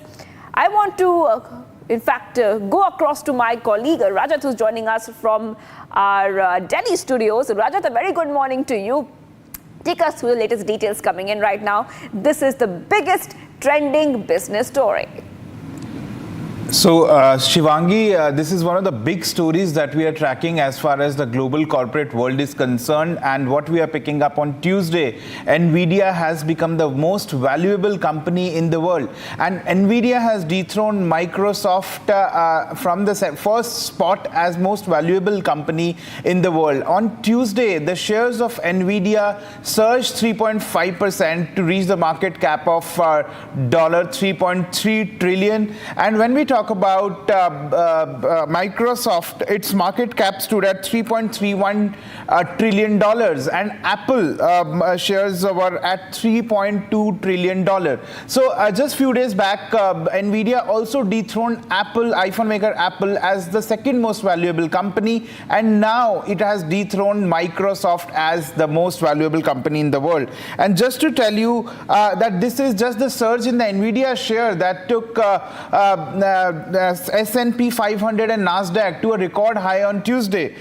Why Nvidia shares are surging is a key question that one should ask, and Nvidia is a global chip maker having a market share of 80% as far as AI is concerned, and its share has risen almost 168% in last 1 year. On the other hand, Microsoft share has just risen 19%. And you know, when Nvidia debuted on a stock market in 1999, Nvidia shares were just debuted on a very small scale, but now it has surged to a record high, riding on the back of an AI chip wave. And we know there is a global revolution as far as AI is concerned. Google, Meta, Microsoft, all are buying chips from the Nvidia. That is what is reflecting in the rally in the Nvidia surge, Nvidia share surge, Shivangi. Well, that is great news coming in from the world of business, where we see that Nvidia has taken and gone ahead of even Microsoft. So we'll come back to in just a moment for more business stories. You can log on to www.republicbiz.com for all the details from the world of business, economy and finance. For now, taking a very short break, much more coming up as we keep getting you top updates. We are live this morning. Jagan's mega home splurge as Jagan's government is sanctioned rupees 1.20 crore for renovation of CM's private residence.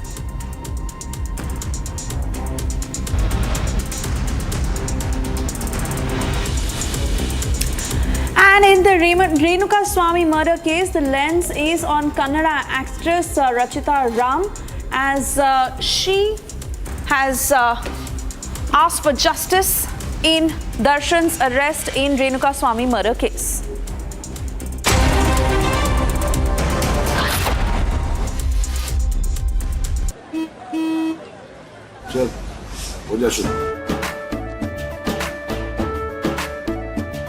केसरिया से मन जोगी हुआ रे दिल झूमे देखो पतवारा हुआ रे दिल झूमे देखो पतवारा हुआ रे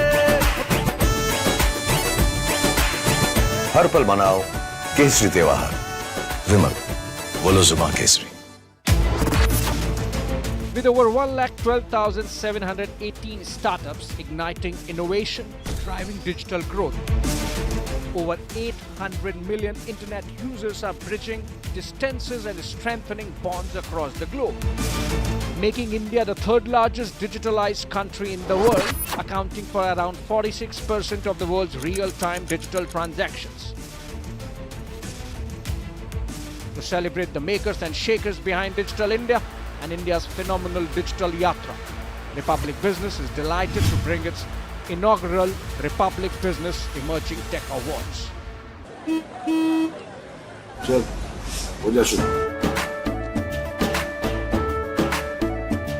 केसरिया से मन जोगी हुआ रे दिल झूमे देखो पतवारा हुआ रे दिल झूमे देखो पतवारा हुआ रे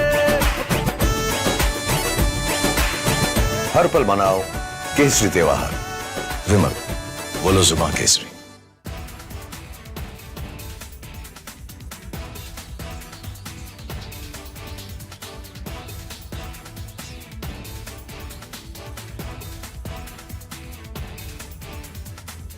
China is irked, they are scared and they are rattled. All of this as the US delegation is in India. China has urged US President Joe Biden to not sign the Tibet policy bill as the Nancy Pelosi meets the Dalai Lama along with the bipartisan US delegation. There's going to be global fireworks. America has its own economic battle with China which is going on. Our long-standing dispute with China is very different and very contextual. Should we become a spearhead of the Americans?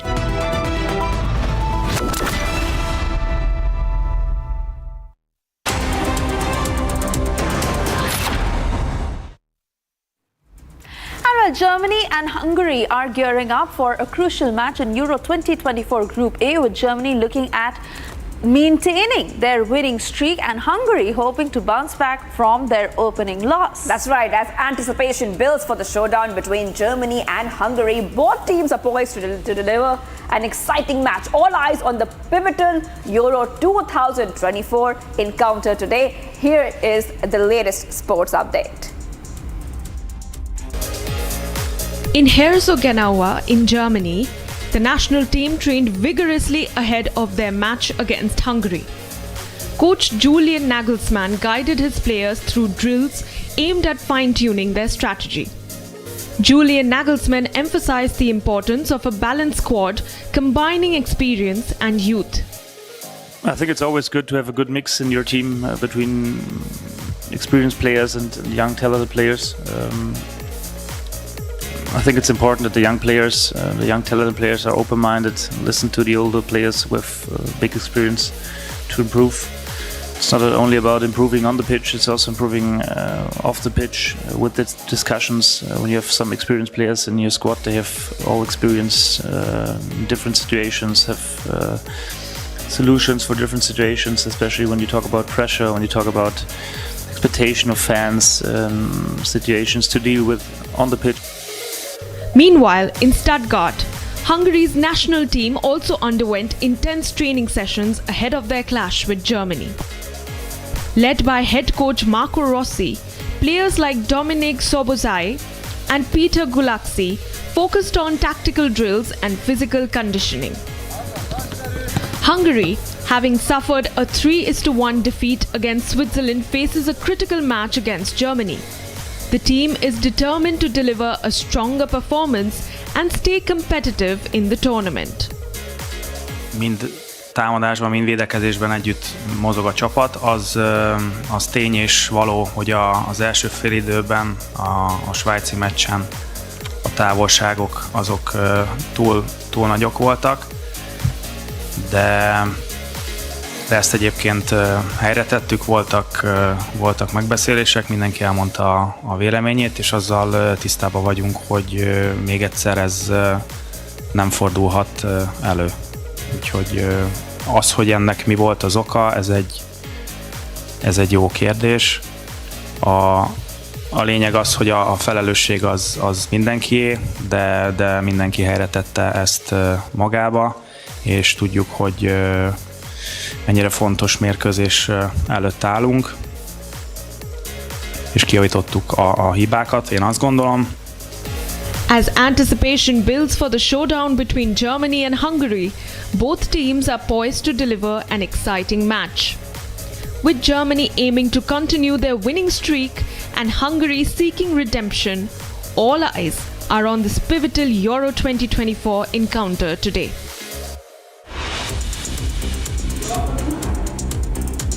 Olympic gold medalist Neeraj Chopra has made a remarkable return, winning the gold medal in Finland with an impressive throw of 85.97 meters. Chopra outshone his competitors in a 8-man field. This marks his third event of the season after missing the Ostrava Golden Spike meet last month due to injury.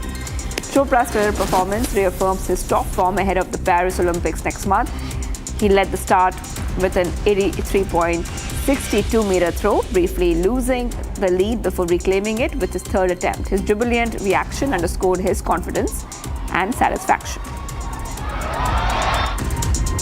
Carlos Alcaraz has triumphed at Queen's Club, kicking off his title defense with a convincing win over Francisco Cerundolo. The world number 2 dominated the first set 6-1 and clinched the match 7-5 in the second. This victory marks Alcaraz's 12th straight win on grass courts. Fresh off his Grand Slam success in Paris, Alcaraz is showing no signs of slowing down. Up next, he will face either Mariano Navoni or Jack Draper for a spot in the quarterfinals.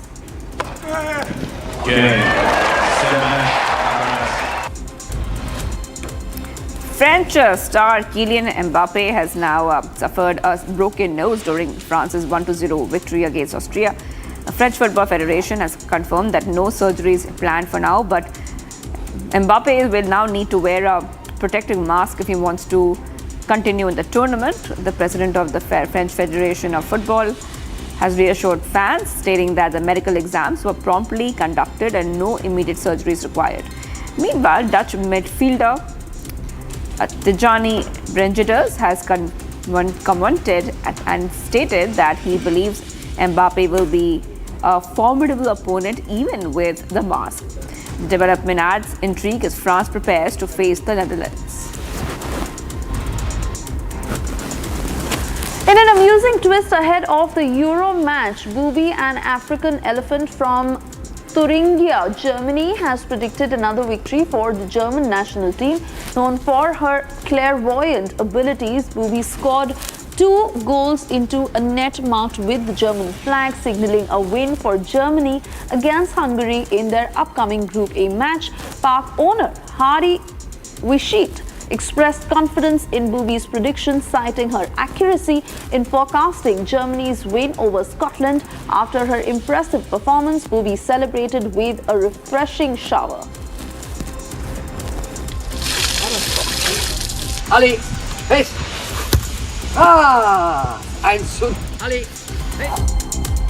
Slovenia's players are exuding confidence ahead of their second Group C game against Serbia. Midfielder John Stankovic highlighted the crucial roles of goalkeeper Jan Oblak and forward Benjamin Sesko, praising their ability to inspire confidence and create scoring opportunities. Reflecting on the group's competitive nature, Stankovic emphasized that every team poses a challenge, but Slovenia believes in their ability to succeed.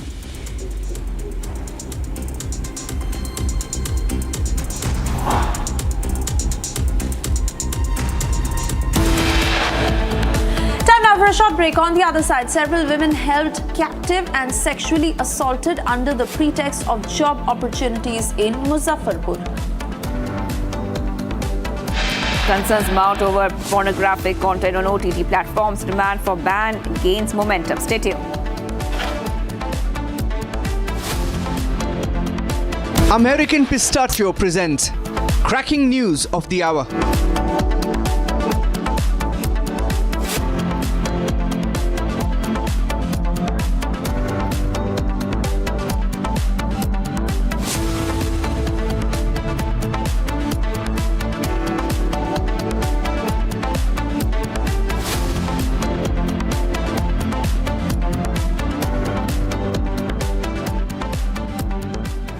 Amity has been ranked amongst the top 3% universities globally, a testimony to Amity's globally benchmarked quality. चल, हो जा शुरू।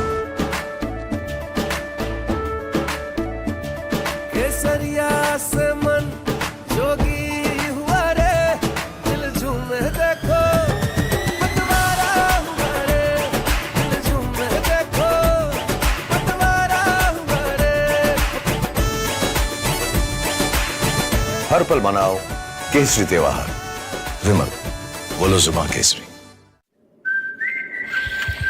ऐ भारत हम चल पड़े किस जुनू किस शान से, जन्नत नुमा कश्मीर से, आसाम के बागान से, महाराष्ट्र से, गुजरात से, कर्नाटक से, राजस्थान से, तब हिंदुस्तान मिले हिंदुस्तान से। जेके टायर, देश का टायर। चल, हो जा शुरू। केसरिया से मन जोगी हुआ रे, दिल झूमे देखो, पतवारा हुआ रे, दिल झूमे देखो, पतवारा हुआ रे। हर पल मनाओ केसरी त्योहार। विमल, बोलो जुमा Kesari. Today, we are able to publish new figures for defense spending. They show that across Europe and Canada, NATO allies are this year increasing defense spending by 18%. That's the biggest increase in decades. And 23 allies are going to spend 2% of GDP or more on defense this year. That's more than twice as many as 4 years ago, and demonstrates that European allies and Canada are really stepping up. From Asia's largest news headquarters, setting the agenda for Bharat.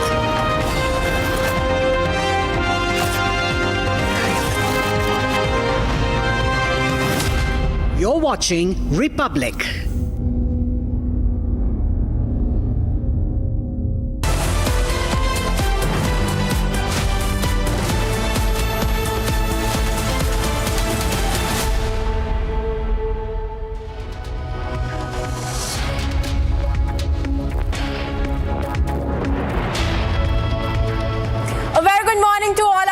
Watching Republic TV, I'm Kriti Mehta. It's 9 a.m. We are live and breaking. Big stories lined up for you in this bulletin, starting from the Dalai Lama meet with the US panel to the Congress leaders switching sides to the BJP. We'll be telling you about all that and more. But first up, a quick check of the headlines.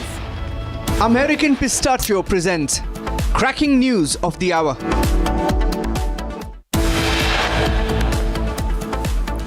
In McLeodganj, former US House Speaker Nancy Pelosi holds talks with Dalai Lama.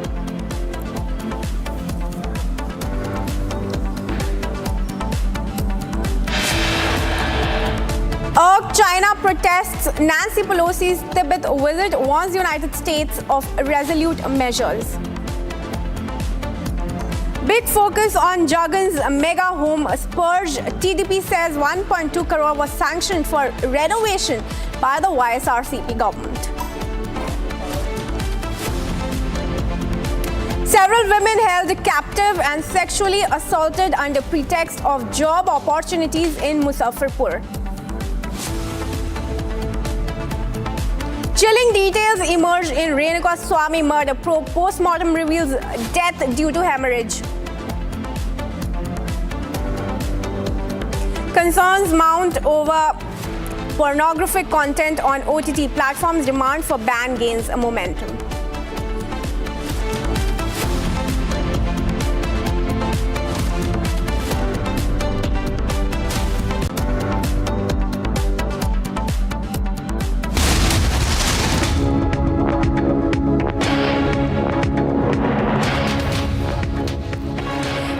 We begin today's news edition with a significant development in the ongoing geopolitical tensions between the United States and China. Amid escalating tensions between the US and China, former US House Speaker Nancy Pelosi is in Himachal Pradesh and in talks with Dalai Lama.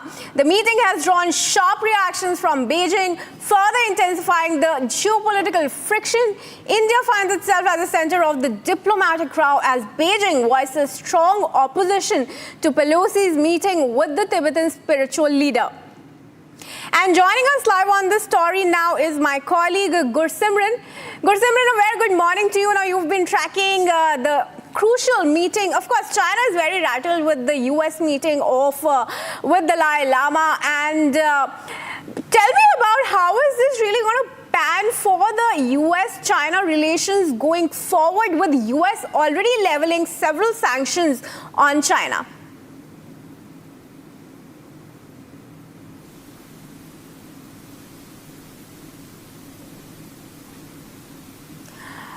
All right, viewers, I believe there's some audio connection issue with my colleague Gursimran.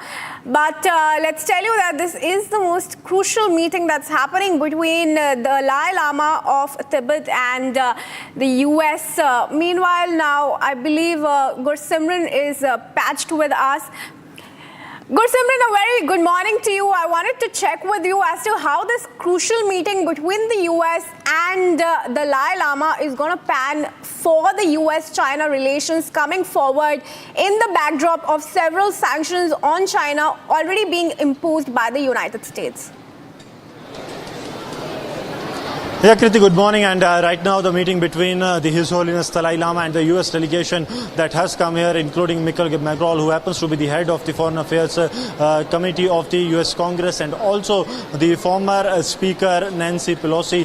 The meeting is taking place, and any moment from now we can expect that the US delegation will be coming out after meeting His Holiness Dalai Lama. This meeting has gone roughly for 70 to 75 minutes now that they have been meeting the delegation of the US, His Holiness, and wide range of issues are being discussed, ranging not only the religious issues but also the political issues, because we have seen the sharp criticism that has come from the Chinese side that has warned the United States that there will be some of the implications it will have if it passes the law which it calls the Tibet-China Dispute Act. But when it comes to the people of Tibet who have been living in exile, they are really very happy that this law will be now signatured by the US President Joe Biden and will turn into a reality, that it will put focus and also will pressurize the China to come on the talking terms. I'll request Gaurav to show you a 360-degree view that the stage is all set for the mega address by the US delegation that has arrived. The two addresses are going to be really very important addresses that will start at around 10:30. That is the time that we have been told when the addresses addresses will be made. It will be first at 10:30, a 15-minute speech by the speaker, the former speaker Nancy Pelosi, and then at 10:45 it will be the leader of the congressional delegation and the chairman of House Foreign Affairs Committee of the United States, Michael McCall, who will be making the address. And these addresses by both these the senior delegates of the US delegation, they will not only have the impact of what the US wants to send, but also what Dalai Lama's meeting with them had the outcome, because after the meeting they will be making the statement, and it is going to be very, very interesting that how China reacts to it, because earlier also China has issued a warning to the United States asking them to refrain from this, but now the United States, since it has decided that it will be going ahead with this act that will be turned into a law very soon as it will be signatured by the US President Joe Biden. And now all the focus will remain on the Dharamshala, and especially it is 9:05 in the morning, and for the next 3 hours it will be all the eyes not only for India but the global eyes will also be on the Dharamshala, that what the speakers are going to say when they will be meeting after meeting the Dalai Lama. Yes. Well, absolutely. You're at the key location at the moment, Gursimran. But let's talk about China. Is it really in a position to counteract if the US does sign this Tibet policy bill? What action can we expect from China against the US, if any?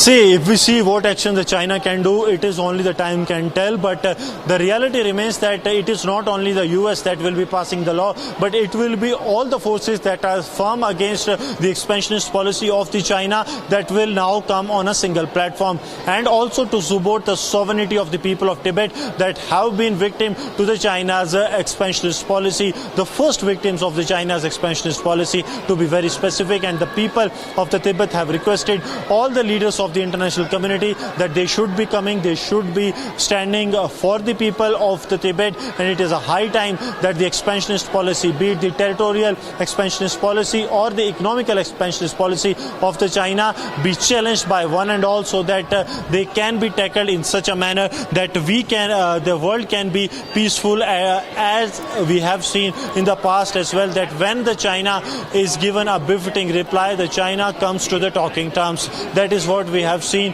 in the Leh as well, and that is what the people of Tibet actually wants the world community to stand for. And this US visit is going to be really, really very important, because the Tibet-China Act that is going to be signatured by the US President, that will have serious implication for the Chinese side. Well, absolutely. To continue to track all the updates there in Dharamshala, we will keep coming back to you even when the briefing begins. For now, thanks for joining us this morning, Gursimran, and viewers, let's move on and take a look at some of the other top stories that we're tracking for you. The Rao's Avenue Court will hear the regular bail plea of Delhi Chief Minister Arvind Kejriwal, who is under arrest in liquorgate. Earlier, the court had issued a notice to ED and sought reply from the central agency in the case. Kejriwal will appear before the court via video conferencing, and ED is likely to seek extended custody. The Delhi High Court will hear bail plea filed by Dheeraj Wadhwan in a case related to bank fraud today. Wadhwan was arrested by the CBI in connection with a rupees 34,000 crore bank fraud case. According to the Central Probe Agency's charges, Dheeraj Wadhwan and his brother couple allegedly defrauded a consortium of 17 banks. The BJP has ruled out any change in its leadership in Maharashtra after its poor showing in the Lok Sabha elections, and asserted that it is working on a blueprint for the Shiv Sena BJP-NCP coalition to emerge victorious in the assembly polls due later this year. In the national capital, an incident of firing was reported at a Burger King outlet in Rajouri Garden. Police officials were rushed to the spot. However, one person has been reported dead. Police officials have informed that CCTV footage from the area is being scanned and further investigation is underway. The evacuation of more than 1,200 tourists stranded in North Sikkim since June 12 is underway. Troops of 3 Trishakti Corps are assisting in a big way to speed up the relief operations conducted by the civil administration. Due to the large number of landslides, the tourists are being moved on foot and by vehicles in the stretches wherever connectivity exists.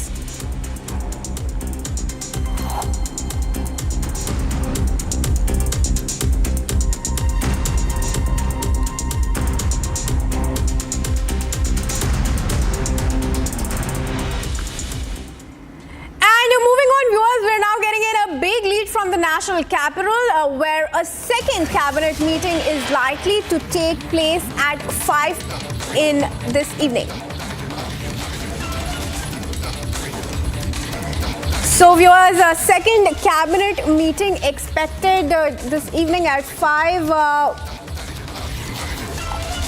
We're not sure what will be the talking points of this meet, but this comes after the first cabinet of the Modi government discussed on the next agenda of the Modi 3.0 government, including the upcoming budget presentation in the budget session that will come after the Modi 3.0 government took oath. It remains to be seen what will be the key talking points in the meeting that's scheduled to happen later this evening at 5.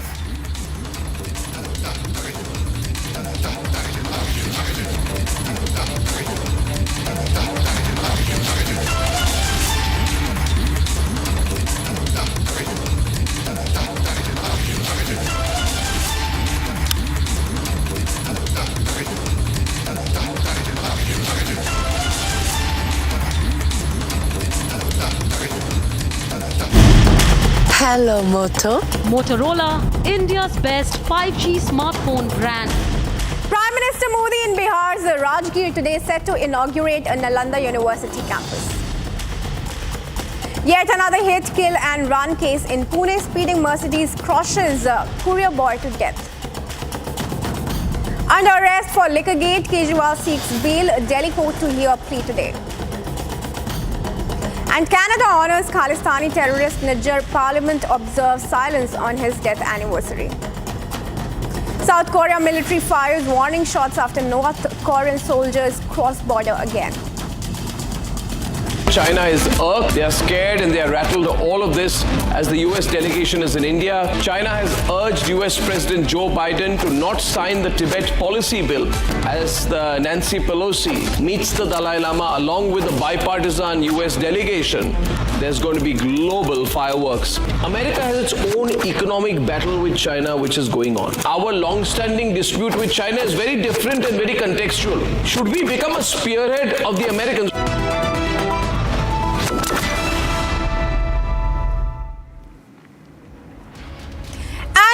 On to the next big story. In a perplexing turn of events, the Canadian Parliament conspicuously observes silence on the solemn occasion of the death anniversary of Hardeep Singh Nijjar.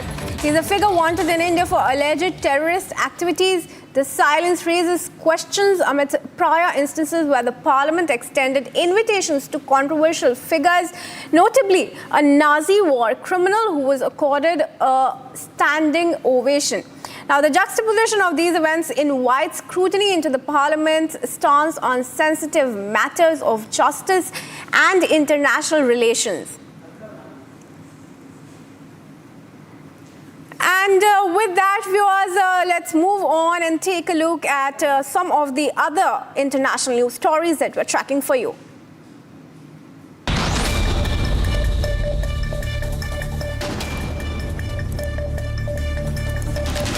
The UN's Under-Secretary General for Political and Peace-Building Affairs, Rosemary DiCarlo, urged Russia to cease attacks on civilians and nuclear facilities in Ukraine, highlighting the global instability caused by the conflict.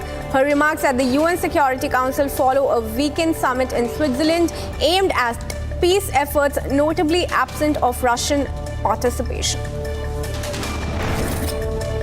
Migos rapper Quavo hosted the inaugural Rocket Foundation Summit against gun violence on what would have been his late nephew's 30th birthday.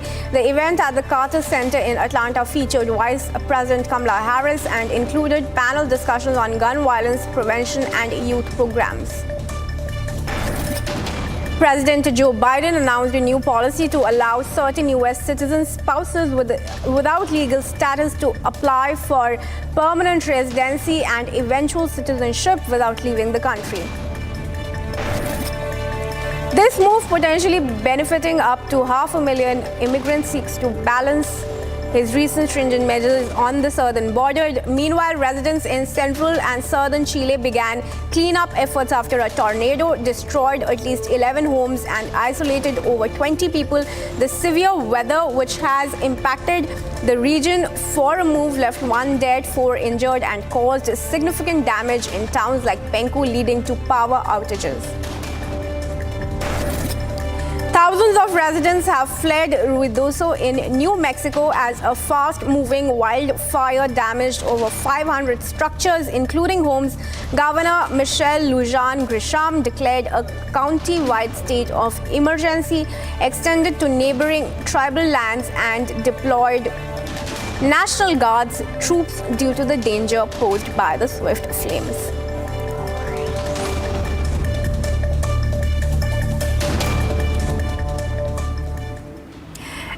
Thousands have evacuated as a fast-moving wildfire in Ruidoso in New Mexico has damaged over 500 structures in the region. Governor Michelle Lujan Grisham has been compelled to declare a state of emergency and deploy National Guard troops, citing the fire's severity and the need for immediate state intervention. Here's a report. Take a look.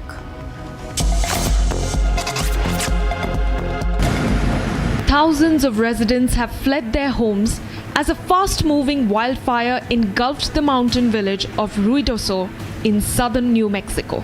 The blaze has damaged over 500 structures, including numerous homes. Governor Michelle Lujan Grisham has declared a county-wide state of emergency, extending to neighboring tribal lands, and deployed National Guard troops to assist with the crisis. The reason for the update is to alert people that these are very serious fires. Traveling in and around that southeastern part of the state is not only not allowable right now with road closures, but it's discouraged even where roads are open. She warned that the fire's magnitude is beyond local control and demands immediate state intervention. Even as State Forester Laura McCarthy described the wildfire as dangerous and fast-moving, measures are in place to assure the safety of citizens. And up next, Russian President Vladimir Putin arrived in Pyongyang today, marking his first official trip to North Korea in over 2 decades. He was greeted by his North Korean counterpart Kim Jong-un.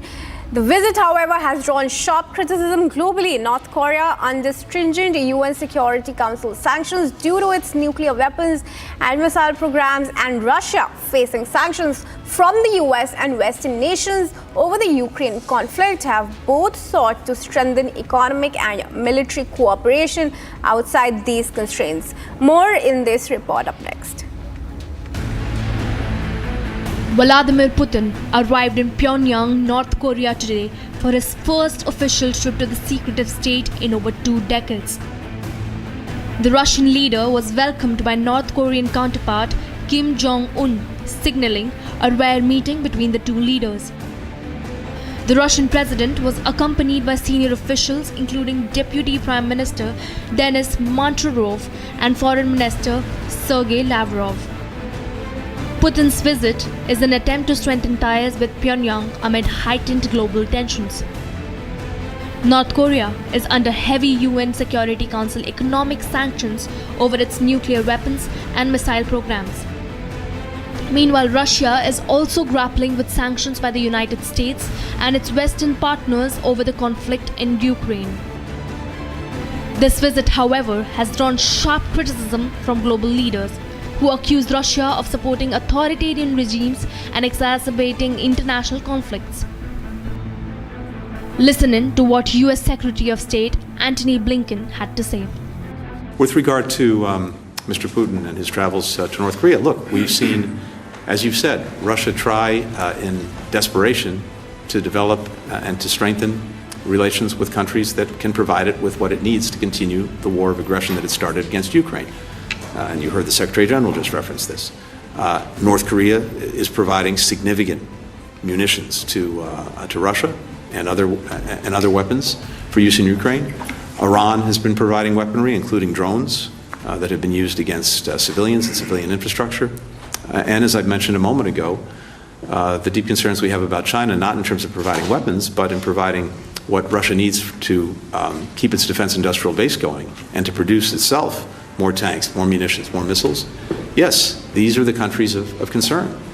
And with regard to China in particular, as I've said before, it can't, on the one hand, say that it wants better relations with countries in Europe, while at the same time fueling the biggest security threat to Europe as a whole since the end of the Cold War. NATO Secretary General Jens Stoltenberg echoed these sentiments. Putin's visits to North Korea demonstrates and confirms the very close alignment between Russia and authoritarian states like North Korea, but also China and Iran. And this also demonstrates that our security is not regional, it's global. What happens in Europe matters for Asia, and what happens in Asia matters for us. And this is clearly demonstrated in Ukraine, where Iran, North Korea, China are propping up, fueling Russia's war of aggression against Ukraine. So this idea that we can divide security into regional theaters doesn't work anymore. Everything is intertwined, and therefore we need to address these challenges together. We are of course also concerned about the potential support that Russia provides to North Korea when it comes to supporting their missile and nuclear programs.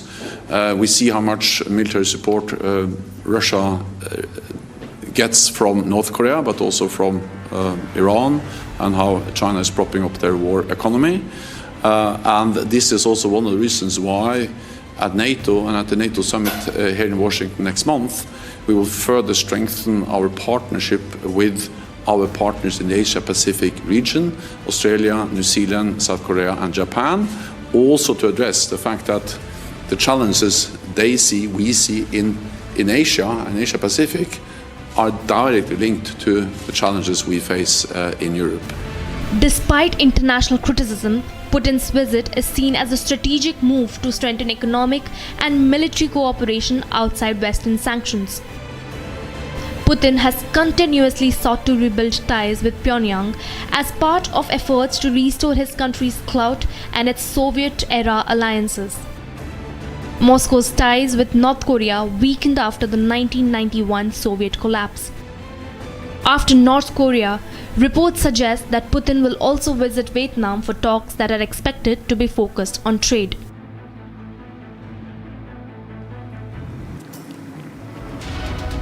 And viewers, with that, it's time now for a very quick break. But let's tell you that anger mounts over the Muzaffarnagar incident, where several women have been held captive and sexually assaulted under pretext of job opportunities in Muzaffarpur.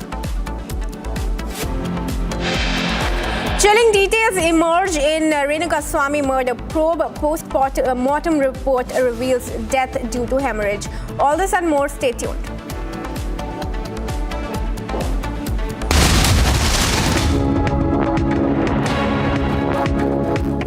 American Pistachio presents cracking news of the hour.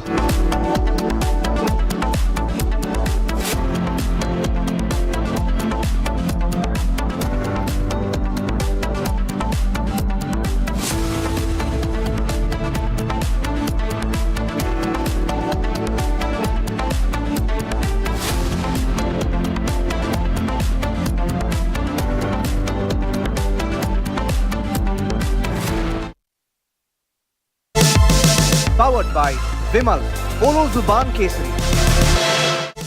Co-powered by Simpolo, Tile ho to Simpolo. चल हो जा शुरू केसरिया से मन जोगी हुआ रे दिल झूमे देखो पतवारा हुआ रे दिल झूमे देखो पतवारा हुआ रे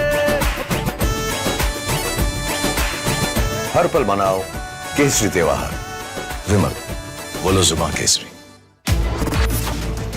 With over 1,12,718 startups igniting innovation, driving digital growth. Over 800 million internet users are bridging distances and strengthening bonds across the globe, making India the third largest digitalized country in the world, accounting for around 46% of the world's real-time digital transactions. To celebrate the makers and shakers behind Digital India and India's phenomenal digital yatra, Republic Business is delighted to bring its inaugural Republic Business Emerging Tech Awards. चल हो जा शुरू।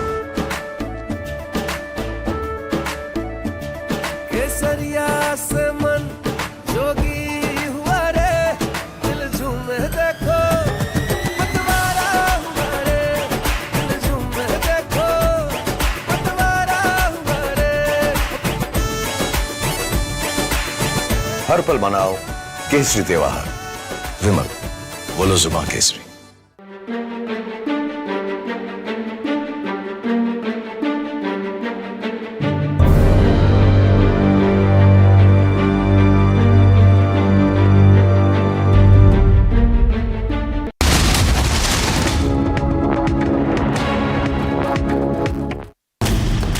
Hello, Moto. Motorola, India's best 5G smartphone brand. And viewers, getting in raw footage from Maharashtra's Pune, where a luxury Mercedes car owned by Serum Institute of India crushed a courier boy at Golf Club Chowk in Yerwada on June 18, yesterday. The courier boy died on the spot in the accident. The local citizens caught the car driver and handed him over to the police.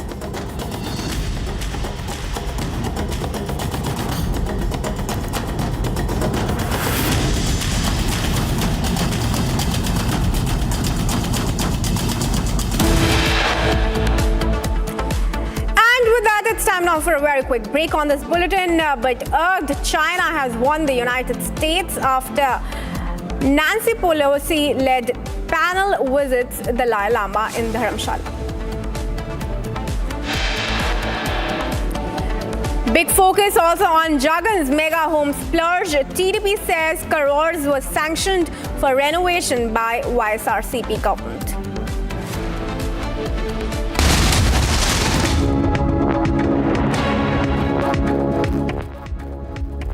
Amity has been ranked amongst the top 3% universities globally, a testimony to Amity's globally benchmarked quality. चल हो जा शुरू। केसरिया से मन जोगी हुआ रे, दिल झूमे देखो पतवारा हुआ रे, दिल झूमे देखो पतवारा हुआ रे। हर पल मनाओ केसरी त्योहार विमल बोलो जुमा Kesari. With over 1,12,718 startups igniting innovation, driving digital growth. Over 800 million internet users are bridging distances and strengthening bonds across the globe, making India the third largest digitalized country in the world, accounting for around 46% of the world's real-time digital transactions. To celebrate the makers and shakers behind Digital India and India's phenomenal digital yatra, Republic Business is delighted to bring its inaugural Republic Business Emerging Tech Awards. चल हो जा शुरू। केसरिया से मन जोगी हुआ रे, दिल झूमे देखो पतवारा हुआ रे, दिल झूमे देखो पतवारा हुआ रे। हर पल मनाओ केसरी त्योहार विमल बोलो जुमा Kesari.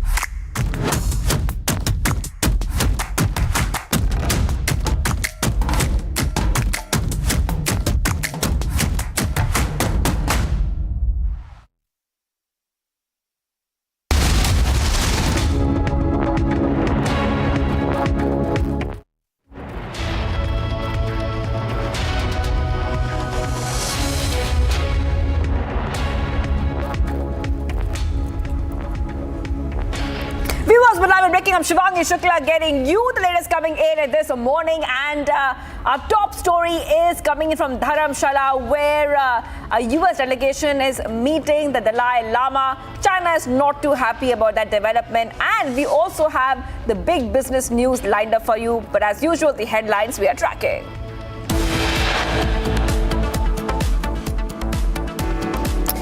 In McLeod-Ganj, former US House Speaker Nancy Pelosi holds talks with Dalai Lama. Irked China protests Nancy Pelosi's Tibet visit, warns the United States of resolute measures. Big focus on the Jagan's mega home splurge. TDP says 1.2 crore was sanctioned for renovation by SRCP government. Several women held captive and sexually assaulted under pretext of job opportunities in Muzaffarpur.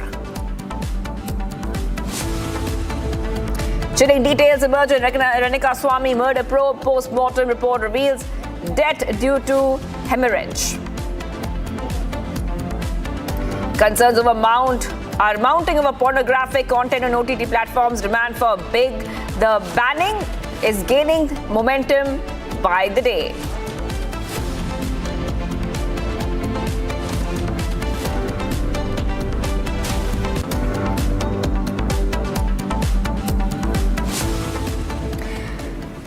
viewers, let's go to the top business story we're tracking. In the seismic shift, Nvidia has surged and gone ahead and claimed the coveted role of the most valuable company, and this is coming in as we are seeing that it's broken records, with the stock value is soaring to unprecedented heights. AI chip leader Nvidia's meteoric rise has even dethroned industry stalwart Microsoft, marking a monumental moment in the tech landscape.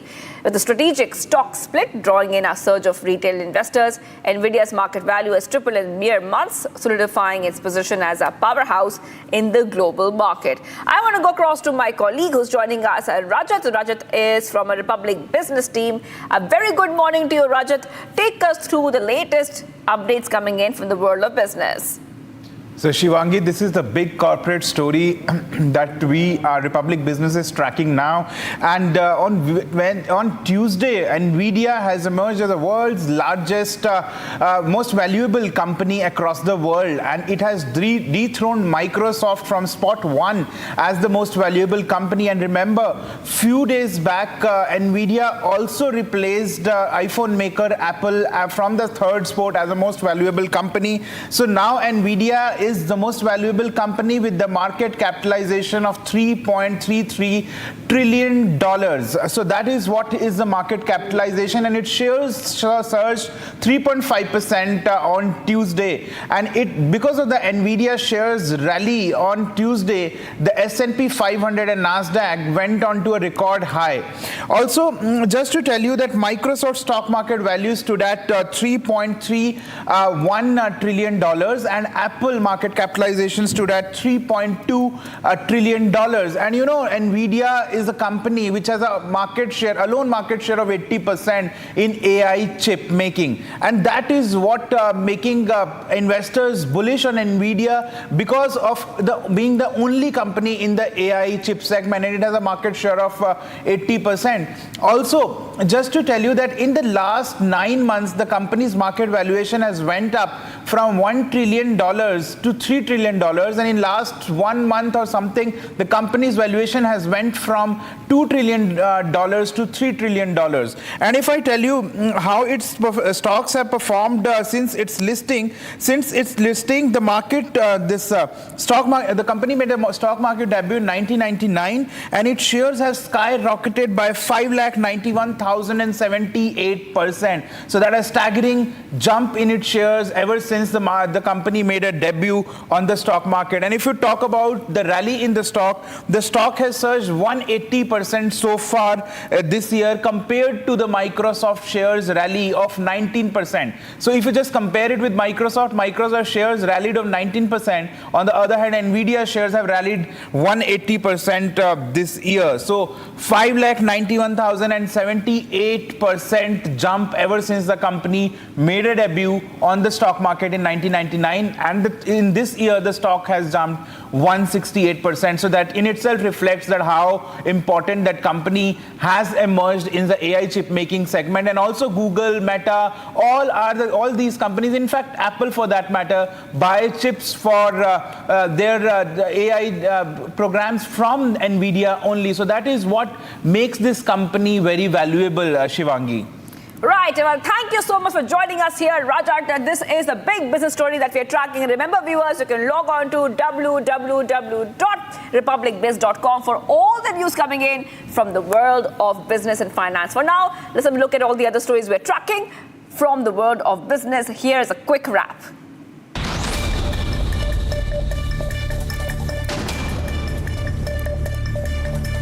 Coal India Limited exploring lithium blocks in Argentina with a U.S. company and international partners as part of the U.S.-led Mineral Security Partnership.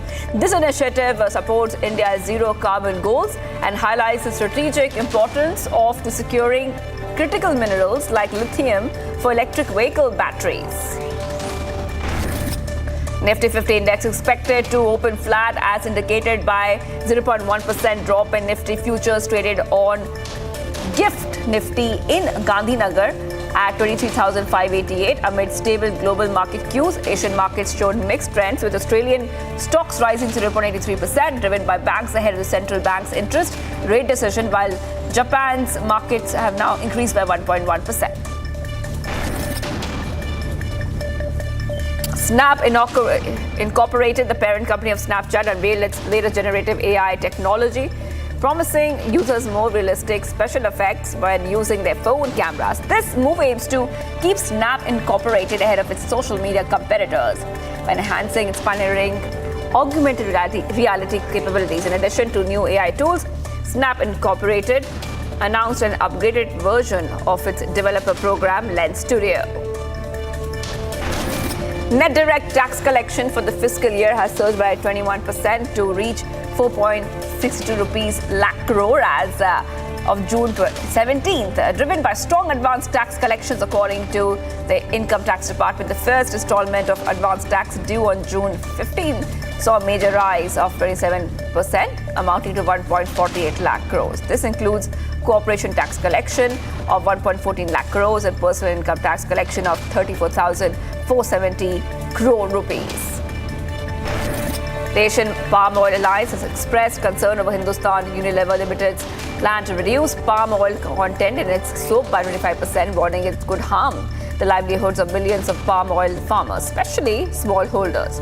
A letter to the CEO, Rohit Java, APOA Chairman Atul Chaturvedi emphasized that rising input costs have driven up palm oil prices, and targeted palm oil specifically is unjustified given similar price trends in other edible oils like soya and sunflower.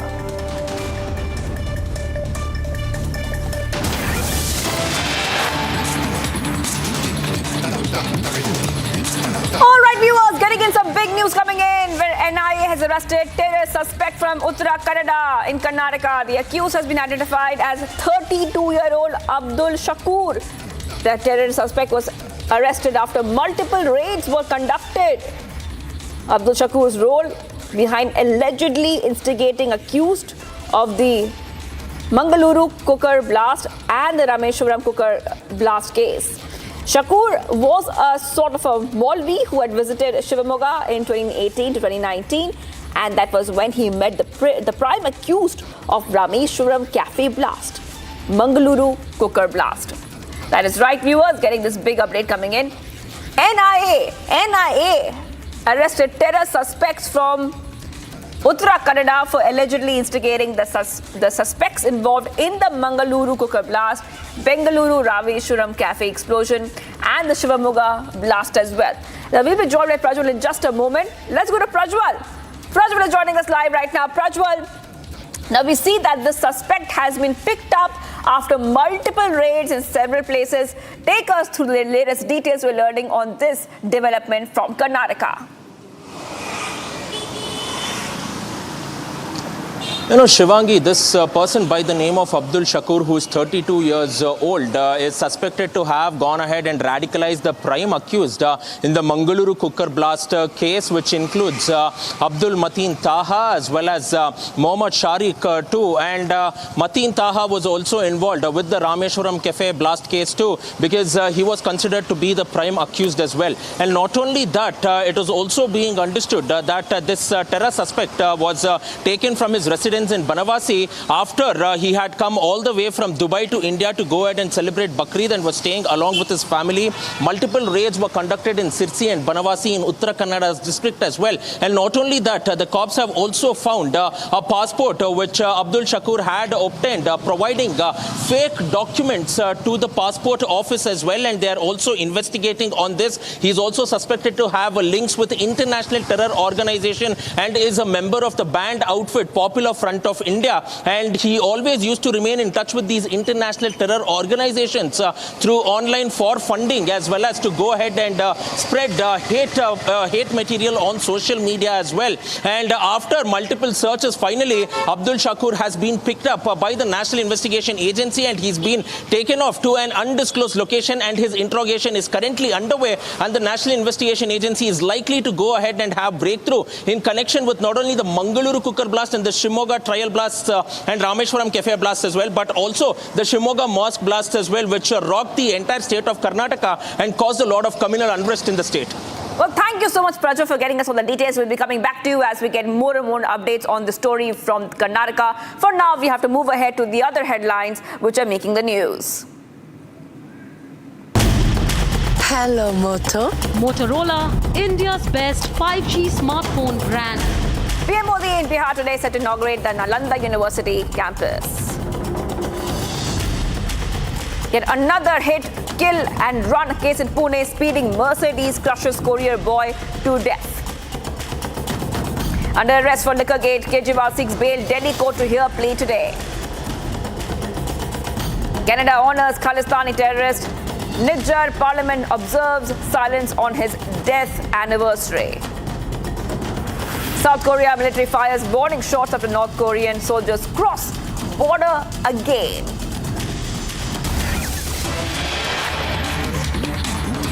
Getting us some more details coming in right now from Dharamshala. Let's go back to Dharamshala. Big story coming in.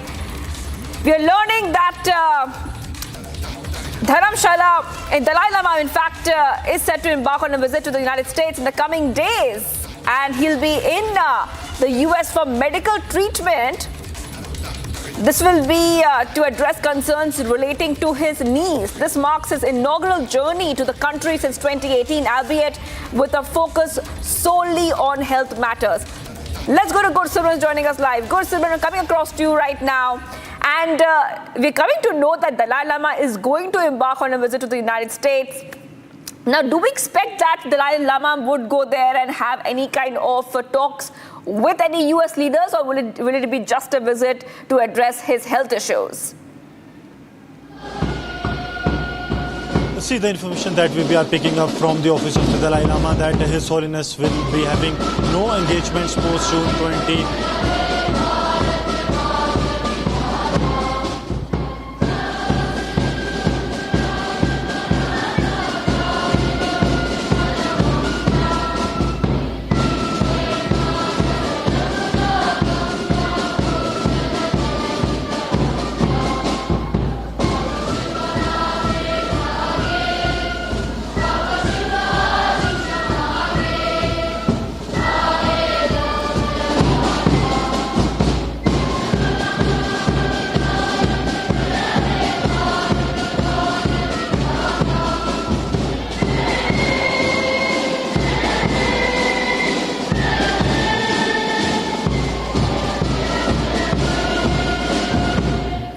It was the Indian national anthem that was being played at the function where the US delegations are taking part.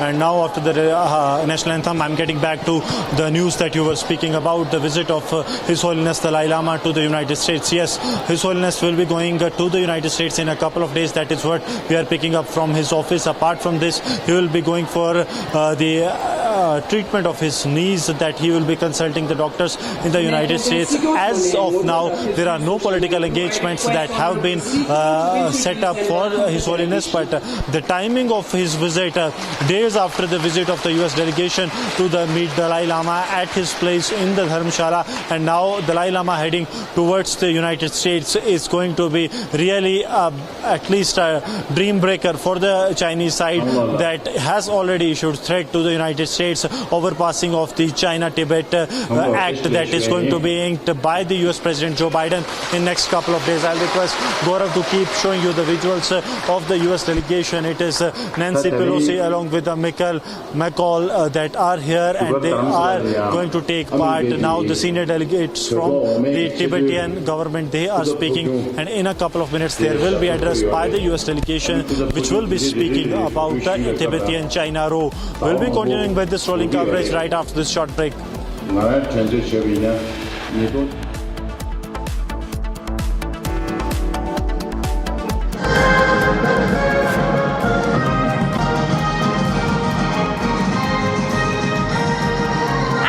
Some more live visuals coming in. International update. Vladimir Putin is meeting Kim Jong-un. Stay tuned.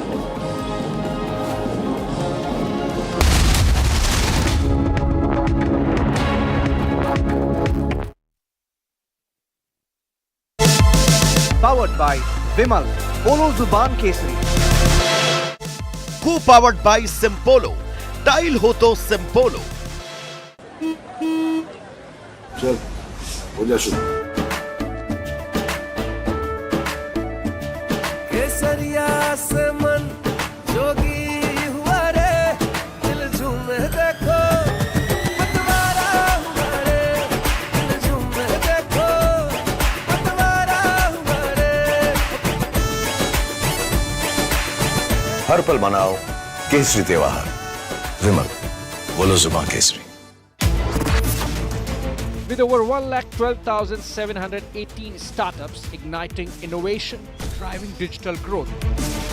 Over 800 million internet users are bridging distances and strengthening bonds across the globe, making India the third largest digitalized country in the world, accounting for around 46% of the world's real-time digital transactions. To celebrate the makers and shakers behind Digital India and India's phenomenal digital yatra, Republic Business is delighted to bring its inaugural Republic Business Emerging Tech Awards. चल हो जा शुरू केसरिया से मन जोगी हुआ रे दिल झूमे देखो पतवारा हुआ रे दिल झूमे देखो पतवारा हुआ रे हर पल मनाओ केसरी त्योहार विमल बोलो जुबान Kesari.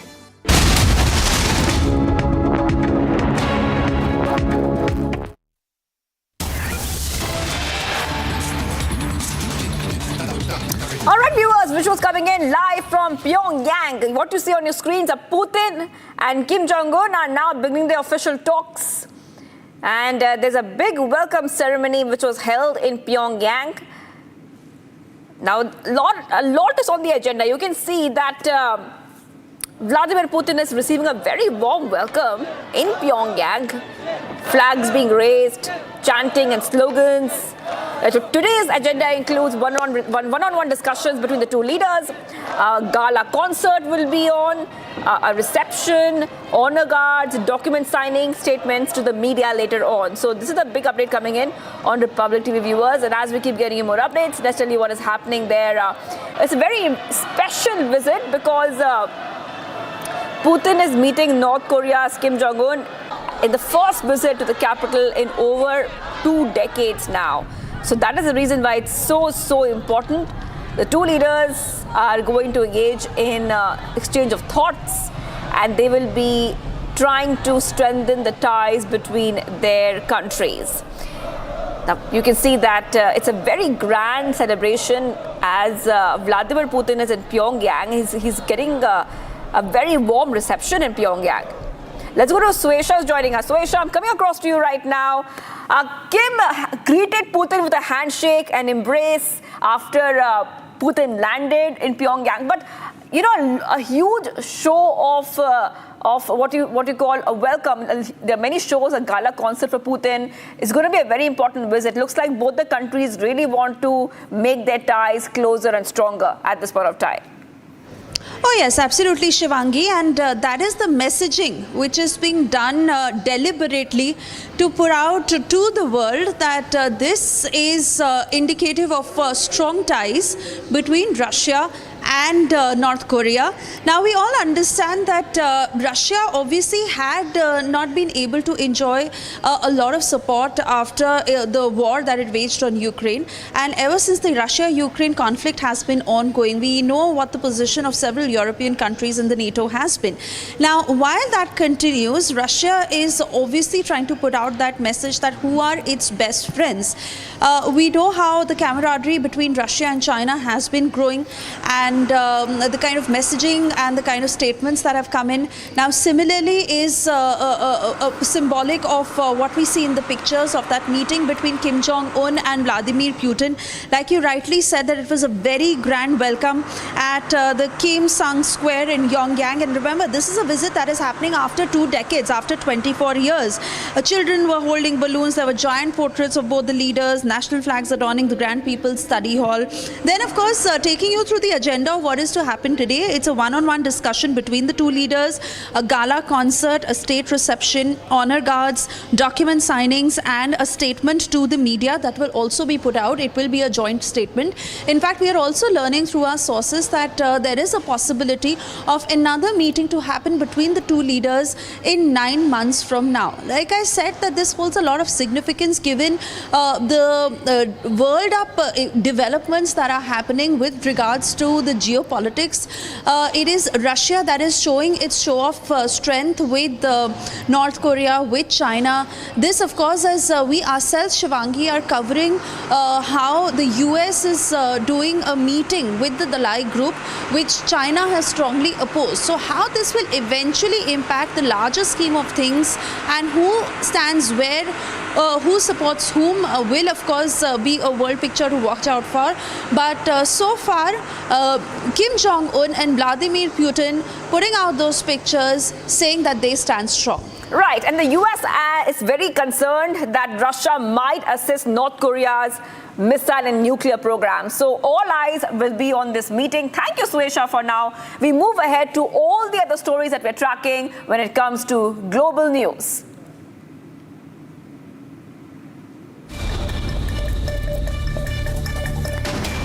The UN Under-Secretary General for Political and Peace-Building Affairs has urged Russia to cease attacks on civilians and nuclear facilities in Ukraine, highlighting the global instability caused by the conflict. Her remarks of the UN Security Council follow a weekend summit in Switzerland aimed at peace efforts notably absent of Russian participation. Migos rapper Quavo hosted the inaugural Rocket Foundation Summit against gun violence on what would have been his late nephew's 30th birthday. The event at the Carter Center in Atlanta featured Vice President Kamala Harris and included panel discussions on gun violence prevention and youth programs. President Joe Biden announced a new policy to allow certain U.S. citizens' spouses without legal status to apply for permanent residency and eventual citizenship without leaving the country. This move, potentially benefiting up to 500,000 immigrants, seeks to balance his recent stringent measures on the southern border. Residents in central and southern Chile began the cleanup efforts after a tornado destroyed at least 11 homes and isolated 20 people. The severe weather, which has impacted the region for a week now, left 1 person dead, 4 injured, and caused significant damage in places like Penco, leading to power outages. And thousands of residents have fled in New Mexico as fast-moving wildfire damaged over 500 structures, including homes. The governor has declared a countrywide state of emergency, extended to neighboring tribal lands, and deployed National Guard troops due to the danger posed by the swift flames. Viewers, in this scorching heat, people of the national capital are begging for water because there is a massive water crisis, and the leaders of the BJP are constantly protesting and raising the people's voice to the Aam Aadmi Party government and saying that the government is not doing anything for the people of the national capital.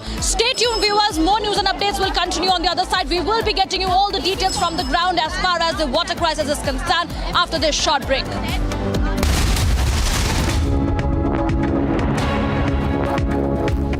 Amity has been ranked amongst the top 3% universities globally, a testimony to Amity's globally benchmarked quality. चल हो जा शुरू केसरिया से मन जोगी हुआ रे दिल झूमे देखो पतवारा हुआ रे दिल झूमे देखो पतवारा हुआ रे हर पल मनाओ केसरी त्योहार विमल बोलो जुबान केसरी। ऐ भारत हम चल पड़े किस जुनू किस शान से, जन्नत नुमा कश्मीर से आसाम के बागान से, महाराष्ट्र से गुजरात से कर्नाटक से राजस्थान से, तब हिंदुस्तान मिले हिंदुस्तान से। जेके टायर, देश का टायर। चल हो जा शुरू केसरिया से मन जोगी हुआ रे दिल झूमे देखो पतवारा हुआ रे दिल झूमे देखो पतवारा हुआ रे। हर पल मनाओ केसरी त्योहार विमल बोलो जुबान Kesari.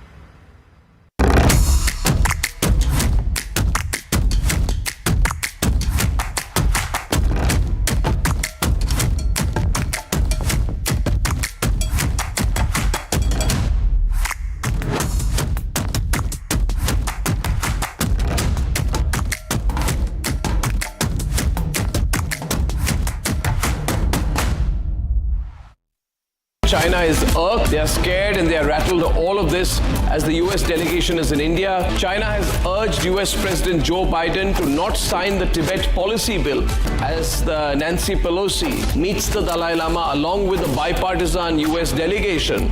There's going to be global fireworks. America has its own economic battle with China which is going on. Our long-standing dispute with China is very different and very contextual. Should we become a spearhead of the Americans?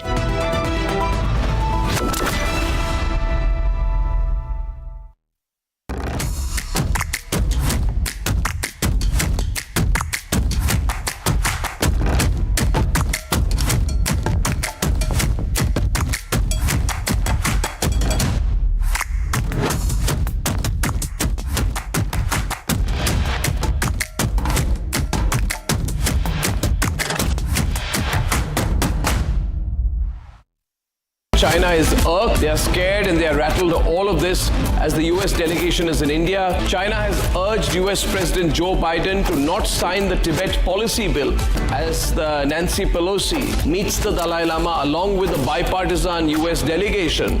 There's going to be global fireworks. America has its own economic battle with China which is going on. Our long-standing dispute with China is very different and very contextual. Should we become a spearhead of the Americans?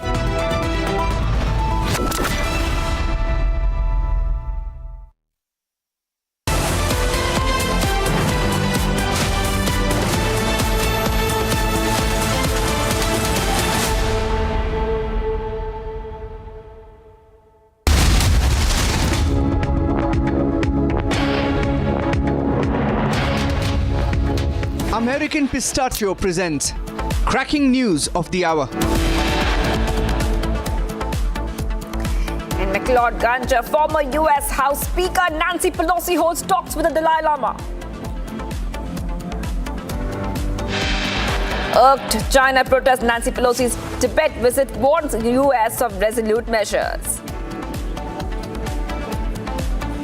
Big focus on Jagan's mega home splurge. TDP says 1.2 crore was sanctioned for renovation by the YSRCP government. Several women held captive and sexually assaulted under pretext of job opportunities in Muzaffarpur. Chilling details emerge in Renika Swami murder probe. Post-mortem reports reveals death due to hemorrhage.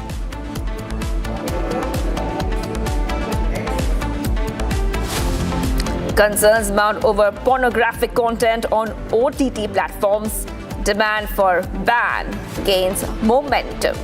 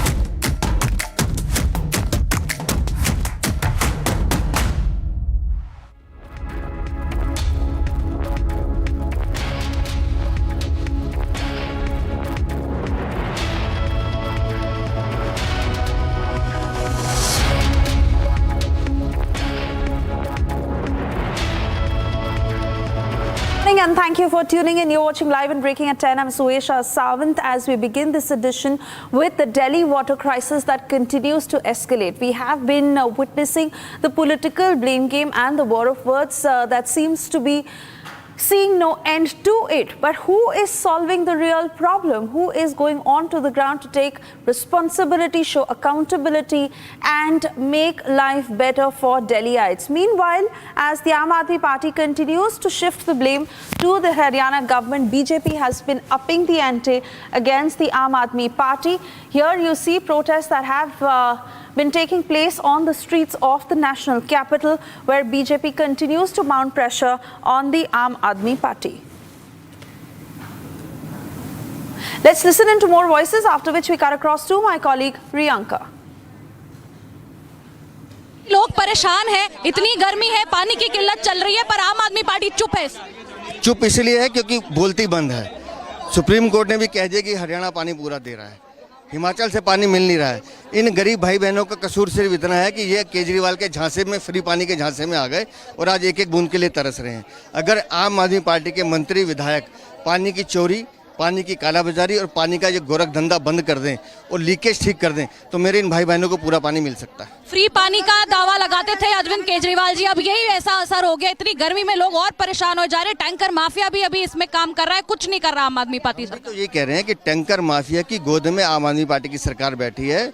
जैसे ही दिल्ली में पानी आता है, उस tanker mafia द्वारा पानी को लूट लिया जाता है और बड़े बड़े व्यापारियों को बेचा जाता है। इन गरीब भाई बहनों का कसूर इतना है कि ये अपनी आवाज़ नहीं उठा पाते और फ्री पानी के झांसे में इन्होंने दिल्ली सरकार को चुन लिया। आज इनको अपनी गलती का एहसास हो रहा है, लेकिन इनके हक की लड़ाई हम लड़ते रहेंगे। जब तक इनके घरों में पानी नहीं आएगा, भारतीय जनता पार्टी इनकी लड़ाई लड़ती रहेगी। And cutting across to Riyanka, who is live with us on the broadcast. Riyanka, as we continue to stay with the pictures of the protest that has been ongoing, fact is that whenever you confront the Aam Aadmi Party leaders and ask them why they are not solving the water crisis, they bring up NEET, they bring up every other issue against the centre, but evade from giving answers to what they are doing to solve the water crisis. and our extremely hard-working, relentlessly hard-working Parshad Sharad Kapoor ji. We've actually come to Indira camp. Both Sharad bhai and I have been, by the encouragement of the Pradesh Adhyaksh, we have constantly been requesting the Delhi Jal Board to send water tankers to Indira camp. They have been sending, but I tell you that is not enough. The Vidhayak or the MLA of the Aam Aadmi Party has actually, for the last 10 years, has been promising a water pipeline here, but has not done anything. It appears that as if the Aam Aadmi Party has only been making false promises and not delivering on any of them. The IMD had already predicted a heat wave in Delhi, but the Aam Aadmi Party did absolutely nothing to take those steps well in advance. The entire infrastructure of the Delhi Jal Board is in utter state of desiccation. Why? Because the Aam Aadmi Party is orchestrating this crisis. This is not a this is not a natural crisis, it's a man-made crisis which has been orchestrated by them to ensure that they encourage their own corruption as well as encourage the illegal tanker mafia. Even the Honorable Supreme Court of India came down heavily on the Aam Aadmi Party Sarkar in a petition filed by the Kejriwal government, asking them, what are you doing to curb the operation of the illegal tanker mafia in Delhi? Absolutely nothing. What are you doing to ensure there is no water wastage? Absolutely nothing. I would request the Honorable Minister Atishi ji to take a break from all the press conferences and come and work amongst the people and see what an utter state of dire state they are in. They are only blaming the BJP and for politicizing the entire issue. It is extremely, utterly shameful that they are trying to camouflage their omissions, their inaction by actually playing a slugfest or a blame game. It has been proven before the Honorable Supreme Court that Haryana is releasing more than adequate water. Haryana is releasing 1,050 cusecs of water. The agreement of 1994 is only for 720 units of water. The processing power of Delhi is only 990 MGD. I want to ask the Honorable Minister Atishi ji, if she's asking for more water, is it to encourage the tanker mafia?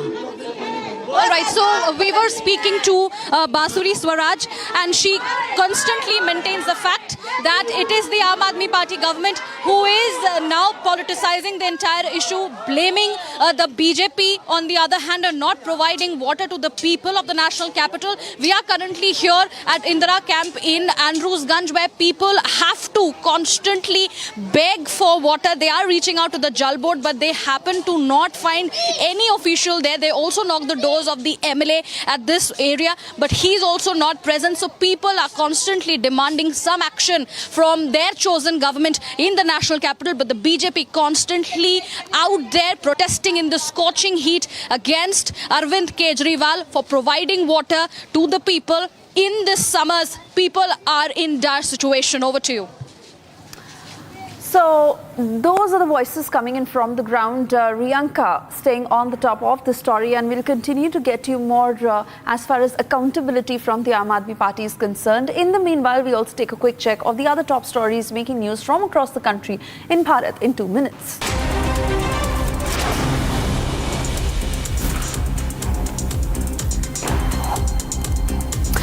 Rouse Avenue Court will hear the regular bail plea of Delhi Chief Minister Arvind Kejriwal, who is under arrest in liquorgate. Earlier, the court had issued a notice to ED and sought reply from the central agency in the case. Kejriwal will appear before the court via video conferencing. ED is likely to seek extended custody. Delhi High Court will hear the bail plea filed by Dheeraj Vadhavan in a case relating to bank fraud today. Vadhavan was arrested by CBI in connection with the 34,000 crore bank fraud case. Now, according to the central agency's charges, Dheeraj Vadhavan and his brother Kapil Vadhavan allegedly defrauded a consortium of 17 banks. BJP has ruled out any change in its leadership in Maharashtra after its poor showing in the Lok Sabha elections and asserted that it is working on a blueprint for the Shiv Sena BJP NCP coalition to emerge victorious in the assembly polls due later this year. In the national capital, an incident of firing was reported at Burger King outlet in Rajouri Garden. Police officials were rushed to the spot. However, one person has been reported dead. Police officials have informed that CCTV footage from the area is being scanned and further investigation is underway. Evacuation of more than 1,200 tourists stranded in North Sikkim since 12 June is underway. Troops of 3 Shakti Corps are assisting in a big way to speed up the relief operations conducted by the civil administration. Due to the large number of landslides, the tourists are being moved on foot and by vehicle in the stretches wherever connectivity exists.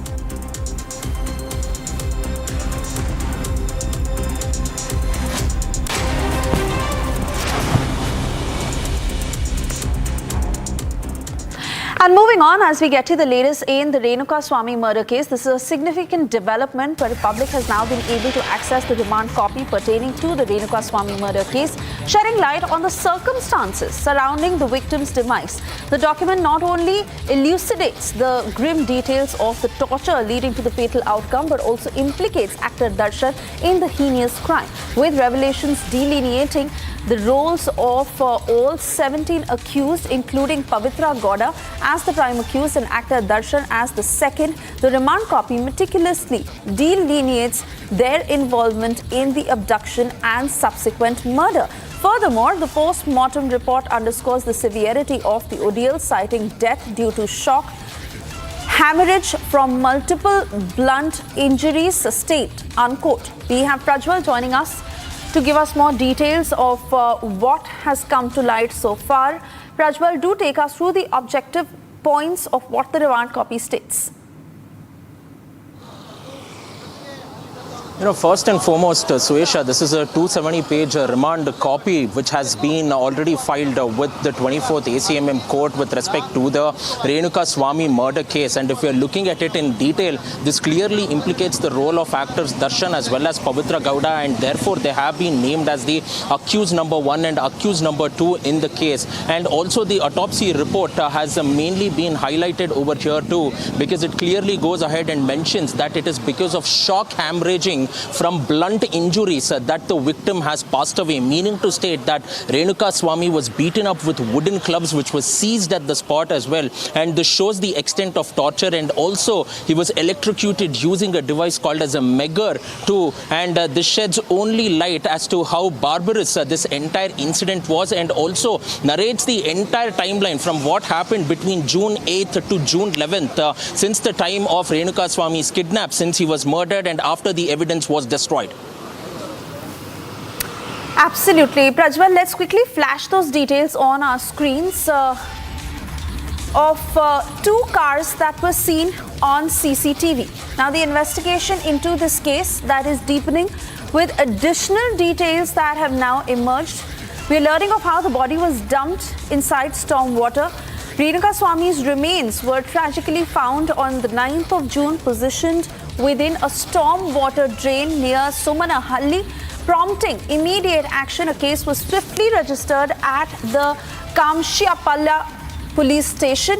Crucially, advancements in the investigation were made as authorities scrutinized the CCTV footage, revealing the presence of 2 distinct vehicles, a black and a white Scorpio, potentially linked to the crime. Prajwal, I want to come back to you to particularly understand what had happened with regards to these 2 cars, how Renuka Swami's body was found in that storm water, and what are the other leads coming at this point?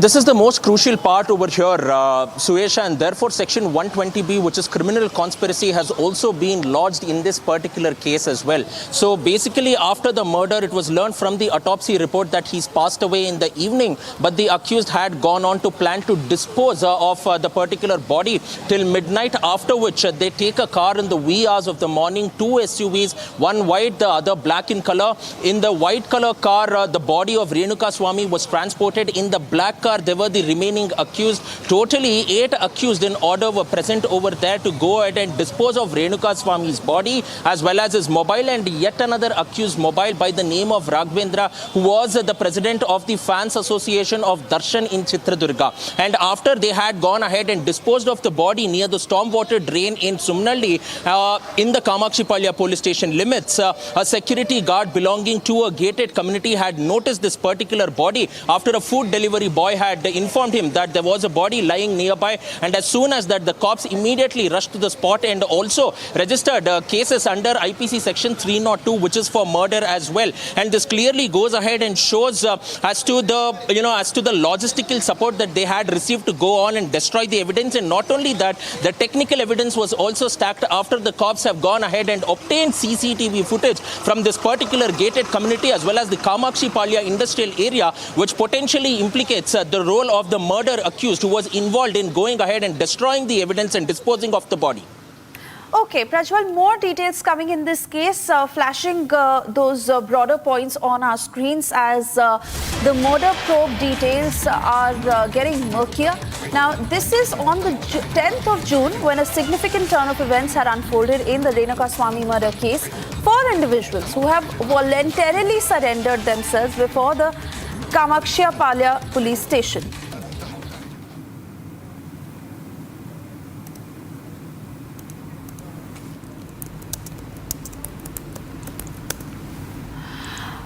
All right, so we're now getting you these live pictures coming in from Nalanda as Prime Minister Narendra Modi is all set to inaugurate the Nalanda University's new campus. He was in Varanasi yesterday and he had also visited the Kashi Vishwanath temple after a grand visit at his home turf. Prime Minister Narendra Modi is in Bihar today. He comes after Bihar JDU MP Devesh Thakur had stirred up a political row with his remarks.